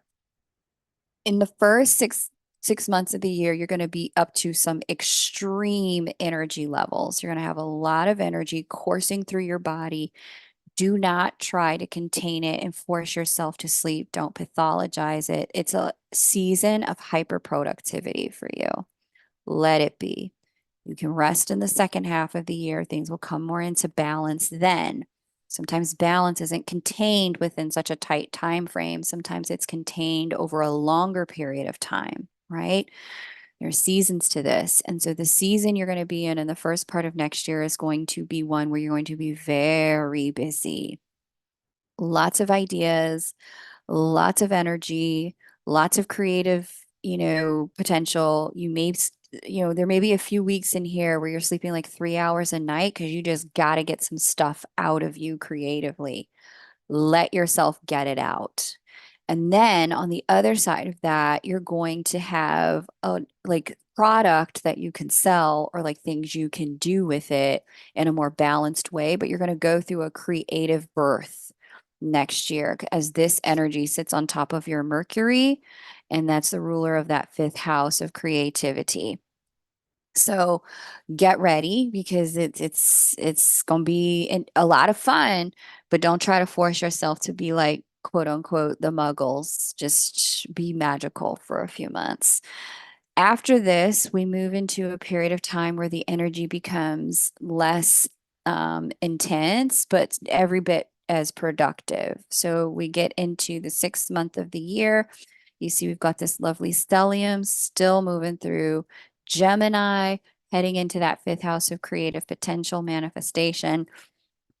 Harness this to deploy money making because anything that's in the second sign from your sun or after your sun moves you into a season where you can call down cash. And so it's the same sign as your sun. There's a lot of attention on you right around the time of your birthday. I see this is the year before a milestone birthday for you too. I don't know if you have some type of big birthday celebration or if it's an anniversary for your business, Cat.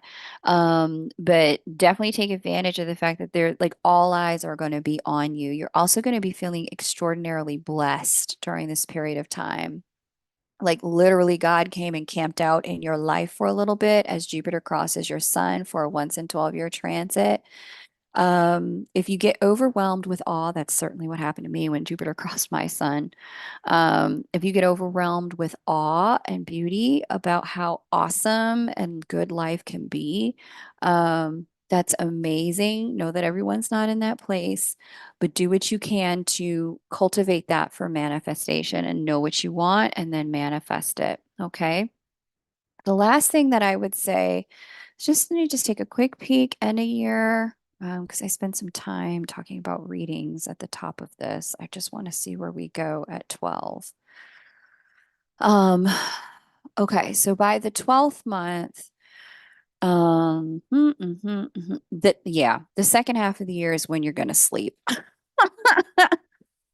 So, really exciting that you're going to have some opportunity for rest and relaxation as we get into the second half of the year. Things seem way more balanced, but there's something to harness and capitalize on. You're going to need to minimize distraction. If you and Shereé are like buddy best friends spending every day together, look, Shereé, you may need to give this girl some time during the first 6 months of the year because she's got things to do that really are about her and her process and her creativity. Like the level amount of social time that you've been spending, I see that's going to have to stop in order for you to handle all of this energy. You're going to need less social activity and far more like just, okay, I'm going to sit down and get this done. You're going to feel like something has to get done, like something's coming through and you have to get ready for it. So make sure you give yourself ample space and time to do it. It's a little bit like a nesting energy before a baby comes. And like you just can't control it. You just have to get certain things done. Elaine, it's your turn. So please paste your question. After Elaine, we're going to do Veronica and then Michelle. Thank you guys for hanging out. It's been a lot of fun to do this with you. As the last time I did this was like a year and a half ago. I don't really do these often because I have found that there are better ways for me to be in service to the collective. Um, so yeah. Um, I'm glad everyone who came here got a reading today. And there's definitely some time. Like if you need some deeper dives on some of the stuff we have discussed, there's definitely some time in my calendar, the first and second week of the new year. Um, Definitely go over there, have a look. 30 minutes for some of you is like all you need as a follow-up because we've covered some ground here. So don't book more than what you need. Um, but then for others of you who are like, okay, I actually really need to dig deeper into certain things, feel free to do that. Gotta move that out of the way. Feel free to do that with a 1 hour reading. Okay. Okay, so here's Yang. And here we are. Quebec.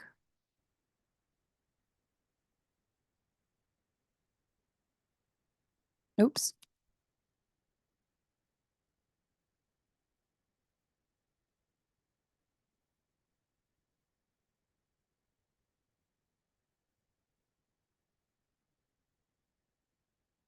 Four, 1677, 6:05 p.m. Okay. Let me just make sure I got this right. 4:1677, 6:05 p.m. Quebec. Okay. What is your question, Yilang?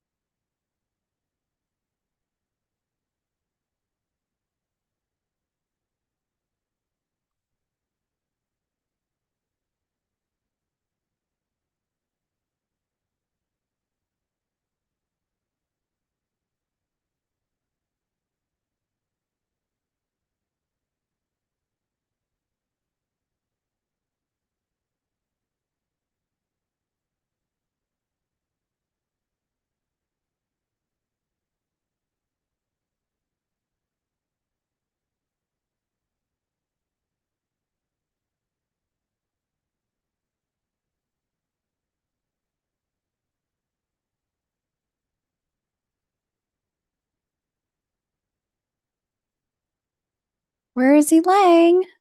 Elang, Elang.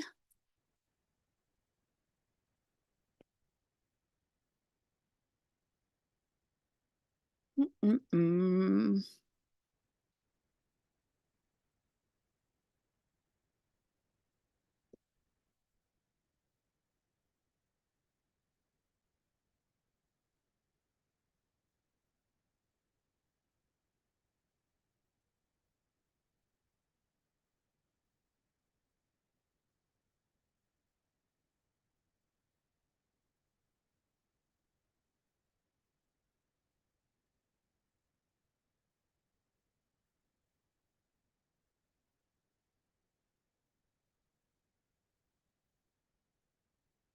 Elang, where are you at, baby?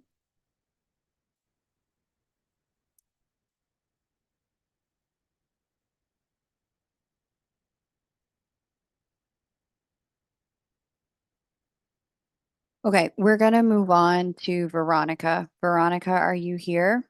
Um, and we'll do Elang last.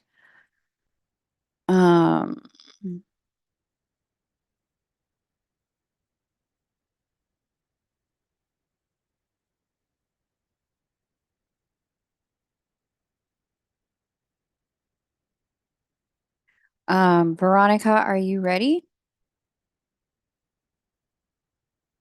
Please paste your question.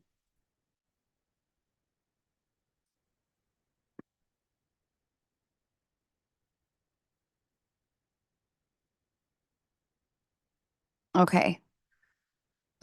Yeah, we'll come back to Elaine another time. Let's do Veronica.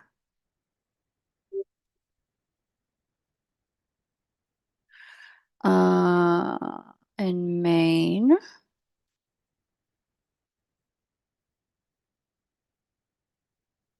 11/23, 1976, 6:31 p.m. Okay, great. 11/23/76, 6:31 p.m. Presque. Okay. Uh, uh, uh, uh, uh, uh.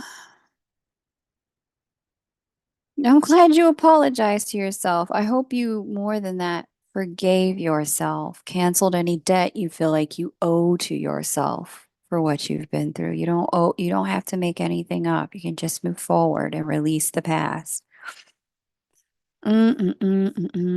Yay, getting a house built. Good for you. Congrats on getting a house built. That is awesome. I don't know. Let me set my timer because I could go into the wind toward the end of these. Um, I don't know if I'm still in the purification phase or what. I'm bored and lonely, waiting for something to happen. What is my high and low transits I need to watch out for? Okay. Um, let's see, 2024. Come on, big money. Let's just see end of the first quarter. Let's see what's going on. Mm, mm, mm, mm, mm. Okay. Interesting. So this major new moon of 2024 that I was telling you guys about, for you, that's going to happen right on top of your Jupiter, which is the governor of your house of physical health and well-being, and it's going to activate that house from your house of wish fulfillment. So it does look like whatever's going on with the house, like it just looks like it works for you, it serves you, it's what you want, like you're getting what you want in that energy. Like whatever it is you want, like, it looks like things turn out better in the world of wish fulfillment than you thought they could have. It looks like there's love, there's money. It looks like home in particular goes really well. It also looks, because Venus will be involved at that new moon. Venus governs late house of home and family, early house of creativity. Venus will also govern, it governs in part middle of that house of wish fulfillment. So it does look like you're going to go through a period of time of like surprise, things going better than they could. One of the things you're going to have to watch out for is being a little too realistic. Um, I get it with and too practical, Moon in Scorpio and Mercury in Sagittarius. You're a very practical and realistic person. And simultaneously, this energy is going to ask you to dream and think big, bigger than you thought you could have, having more than you thought you'd be capable of having. So, listen, here's the relationship between house 5 and 11. 5 is manifestation, creative works, creative offspring. This is wish fulfillment. If this is the conception, this is the birth. And so you may have a lot of things that have been in conception for a long time. We get things, seed in the ground and roots, but you're going to start to see flower and bud and fruit next year on some of the things that you've been working on tirelessly for a long time.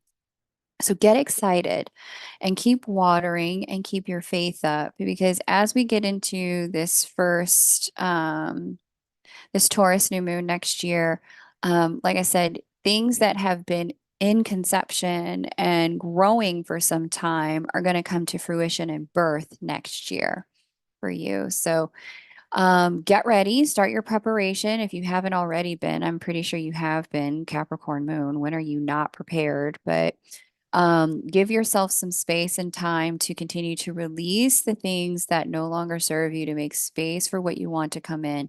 It's really hard if you've got a one-car garage and you've got a Honda Civic parked in there to have a safe place to put your brand new Lamborghini.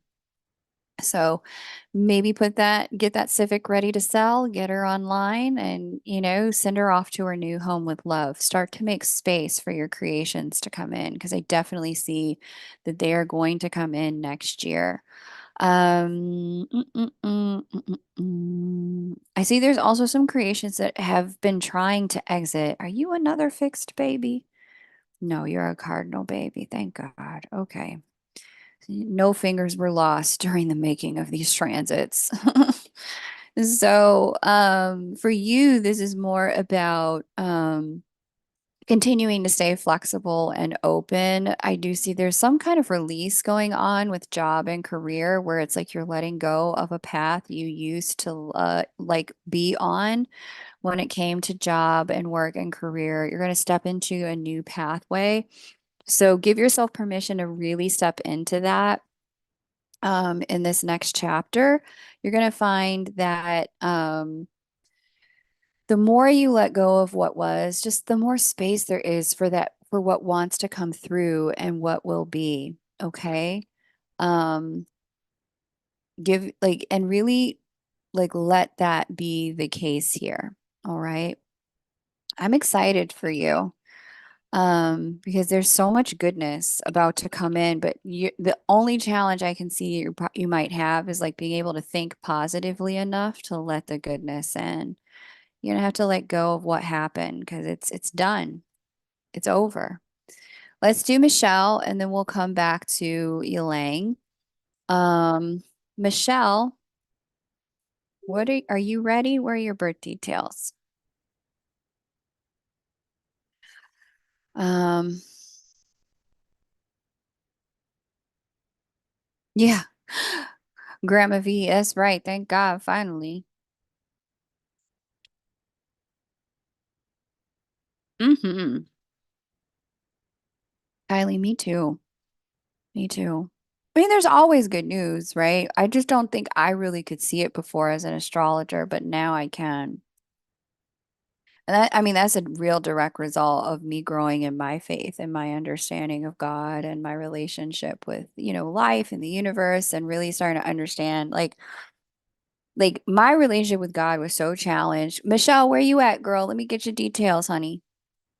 Um, my relationship with God was so challenged that I like I thought I was like, I don't even know if God exists. Like that's how difficult things work. But I really like the deeper I have gone into my astrological studies and understood like the way these planets work together and how they are supporting and helping us no matter what happens, how every transit that's challenging actually has a purpose and a reason, and how it's all moving us toward a better direction, the more convinced I am there has to be some level of intelligent design behind all of this, that we haven't just been obliterated into absolute chaos. Especially when I look at twin flame stuff, I'm like, do you know what it took for you and your person to meet? Like, really? Like, if you understood the amount of plotting and planning and advanced like physics and mathematics that it took and astronomy that it took for you and your person to actually meet, there'd be no doubt in your mind, number one, that you met for a reason, that the reason is good, and that you're meant to be happy. So, like, the deeper I get into this, the more convinced I am that there's a lot of goodness here and that there's some intelligent design behind it that's much bigger than my little bitty consciousness can understand. And now that I can see it, and see that there's so much good news to share with people about this, like how these planets are trying to help us, I can share that with peeps. So thanks for noticing that, Kylie. I really appreciate that. Okay, set the timer. Miss Michelle. 9:25, 71, 9:13, AM, Ravenna. Okay. How to better use my is there a word limit? Yes, there is a word limit. Um,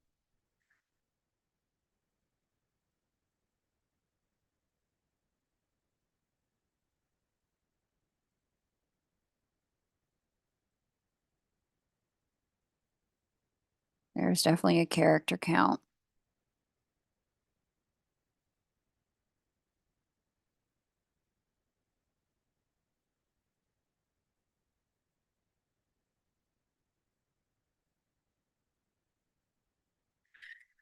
And then, did Elaine ever come back?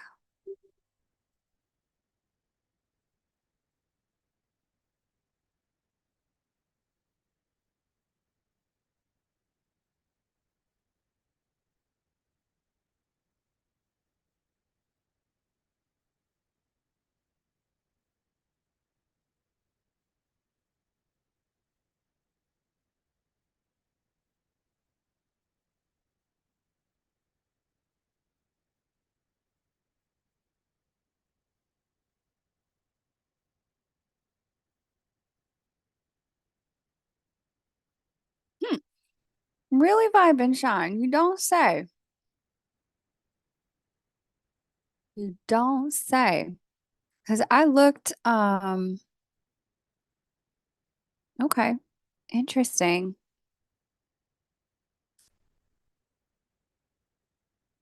I mean, I'm looking at her website.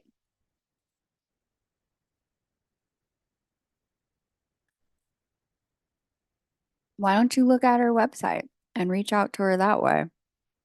Her website is there. And this is a new website. Like just 3 months ago, this website wasn't there. It was a different website 3 months ago. Why don't you just reach out to her through her website? Don't try to connect on social media. Just go direct. Okay, let me see what Michelle is saying. Let me come back. Mm-mm-mm.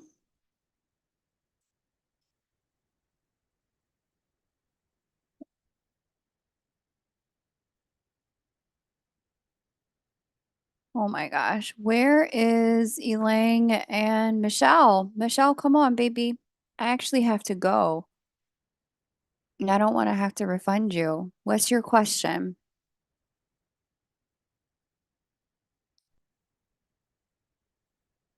Okay, thank you, babe. Really appreciate that. Okay. Uh, Michelle's question is about how to better use my chart for manifesting romantic love and business endeavors as I'm drawn towards generating more healthy, intimate, and integrative partnerships. I'm just going to talk about love because business is a whole separate house unless your chart shows that they're connected. So, love and partnership. Even business partnership is governed by the sign of Aries. That's your seventh house cusp. And Mars is the ruler of that seventh house here in Aquarius. Um, with Mars as the ruler of your seventh house cusp, I do see you've had to undergo some major growth in 2021 and 2022 when it comes to um, partnership and relationship. There's some ways in which life was doing its mostest to bring you some through some experiences that were going to mature you when it came to understanding who you were in partnership, what you needed in partnership, what mattered to you in partnership, but also how to engage partnership in constructive ways for other people as well. That sometimes your approach has to shift based on who you're dealing with and how to be flexible and release projection and step into embracing what it is that really matters to you in partnership. Let's take a look at 2024 when it comes to partnership for you. So there's some really, really good stuff that's going to show up. The last 3 years would have been great. 2022, 21, because you too are in a period of Jupiter moving through your seventh house of committed partnership. Started in house 5 in 2021, no, 2022. Then 2023, it was in 6. So this is dating, flirtation, and romance, becoming a part of the day-to-day life. That is where you have some of your biggest lessons unfolding with Chiron transiting that house now. And your Chiron return helping you embrace and understand who you are and who you are not, who you're never going to be. Um, but also, Jupiter in the seventh is bringing the opportunity for greater love and commitment to unfold. Um, all of that to say, there's a lot of opportunity when it comes to love, commitment, and marriage and partnership in the next year and the following two. Eighth house is intimacy, and ninth house is second chances, what we call second marriages in Vedic astrology. A lot of opportunity for love to come knocking for you, but there have been definitely some personal changes you have had to make in your concept, your construct of love and what you thought people should be doing or not doing. And there's what I'm seeing is Uranus and Saturn having done a number on your Venus and Uranus natally and your Juno last year. And so with that really came this like, you can't see the chart. Let me reshare.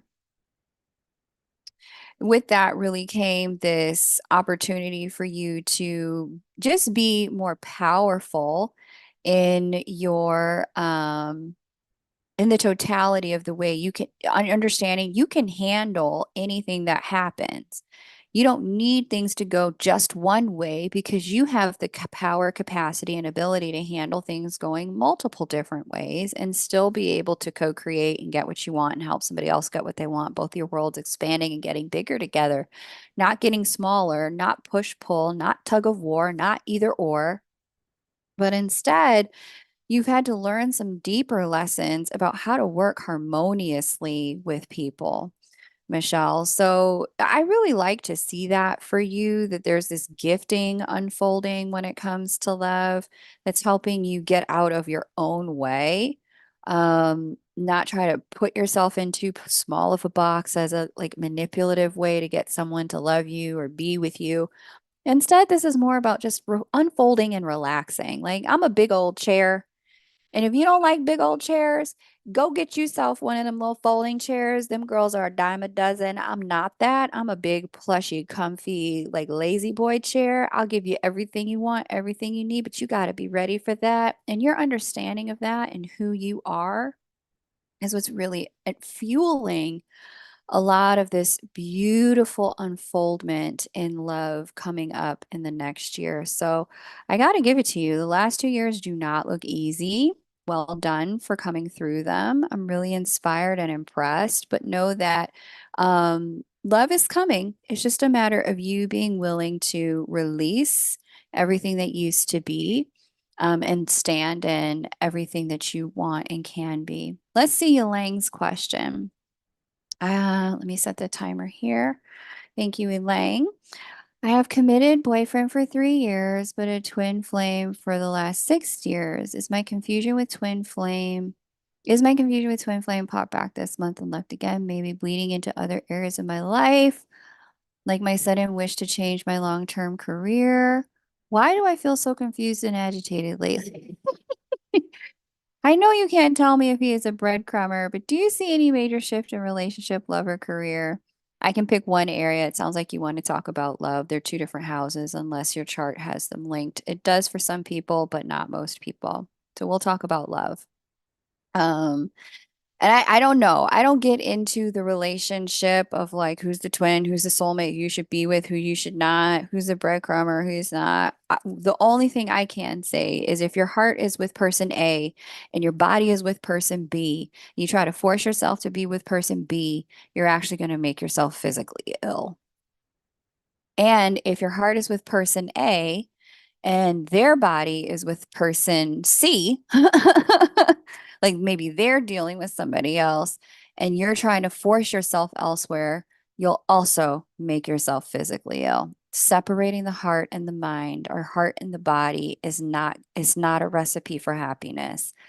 I would say, if anything, Elaine, the most important thing I can tell you is none of this has to do with either of them. This all has to do with your own separation of yourself from yourself. You trying to have your heart in one place, your body in another place, your mind in a third. Heart, mind, body, and the pussy all going in three separate directions. You splitting yourself up like that, the emotions, the mind, and the body, you can't do that. That's what's causing your confusion, is entertaining your body being in one place and your heart being in another. That will cause all the confusion. Looking at your chart though from a transit perspective, one of the most important things you can do with that, let's just see. What can Elaine do with this? Oh, Elaine's having it all. Look at that. Jupiter conjunct her sun this past year. She had a major love transit, y'all. No wonder she's got people who just love, love, love, love and want to be with her. Amazing. Um, yeah, lots of love coming in for you. I would say one of the biggest things you can do is give yourself permission to release any stories of not enoughness that have been trailing you romantically in terms of having what you want. For some people, it's about releasing good to get to great. For other people's, it's about releasing unworthiness in order to just step into the havingness of love. Love is oxygen. You don't have to earn it. It's just there. And you can have it. You don't have to like play these deservability games in order to get it. You just get to breathe it in. You do have some choices to make, my dear. I do see with this natal nodal return, the inverse nodal return, in your chart, there's some things coming back from the past for healing in the present. And some of that I think is going to be some of your wounding stuff with Chiron in the mix. Some of that for you is more directly probably going to be Venus related, subconscious mind. So, ways your subconscious mind may be split, or you have been told or conditioned to believe you can't have what you want. A lot of healing of that idea that I can't have what I want. Lots of healing here with like relationship and the way it should look and letting it look the way it's gonna look. Everybody doesn't have these cookie cutter relationships. Your relationship is going to be unique to you, and that's okay.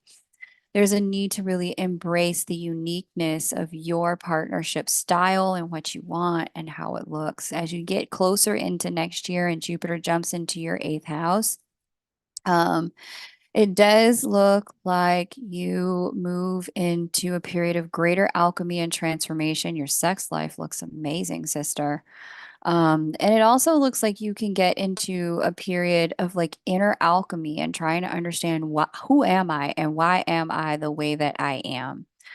One of the best things that you can do with this is not rush your decision making, but just continue to strive to be honest about a heart-centered, heart-led life, because that heart vehicle is where, that heart center is where the divine communicates with us from and informs us. It's not from the head, it's always from the heart. right? And so, really differentiating your heart from your ego, your heart from, kind of constructs and concepts of what things should be and what they ought to look like. No, those blueprints got destroyed in 2020. Everyone's should life got kicked to the curb in 2020. We're all on a new timeline, an alternate timeline now. So the best thing I could say for you is to utilize this time to get clear about what your heart really wants. Um, I would say if there's confusion now over here, if it feels linked to you, it's because it is linked for you, Yilang. Only because you're projecting. Instead of dealing with the root issue, you've decided to go deal with a leaf instead of dealing with the rot at the root. Get your heart, your mind, and your body on the same page, sis. Once you have figured that out, everything else will become clear. I promise you. Okay. Okay. That's what I got. I love y'all. It's just been fun. Flower, great to see you. Wish I could chat. Gotta go. You guys have a phenomenal holiday, and I'm sure I'll see you soon on YouTube for the full moon in Cancer. And I don't know, maybe I'll drop some astrological goodies sometime before the end of the year. We'll see. Love y'all. Bye for now.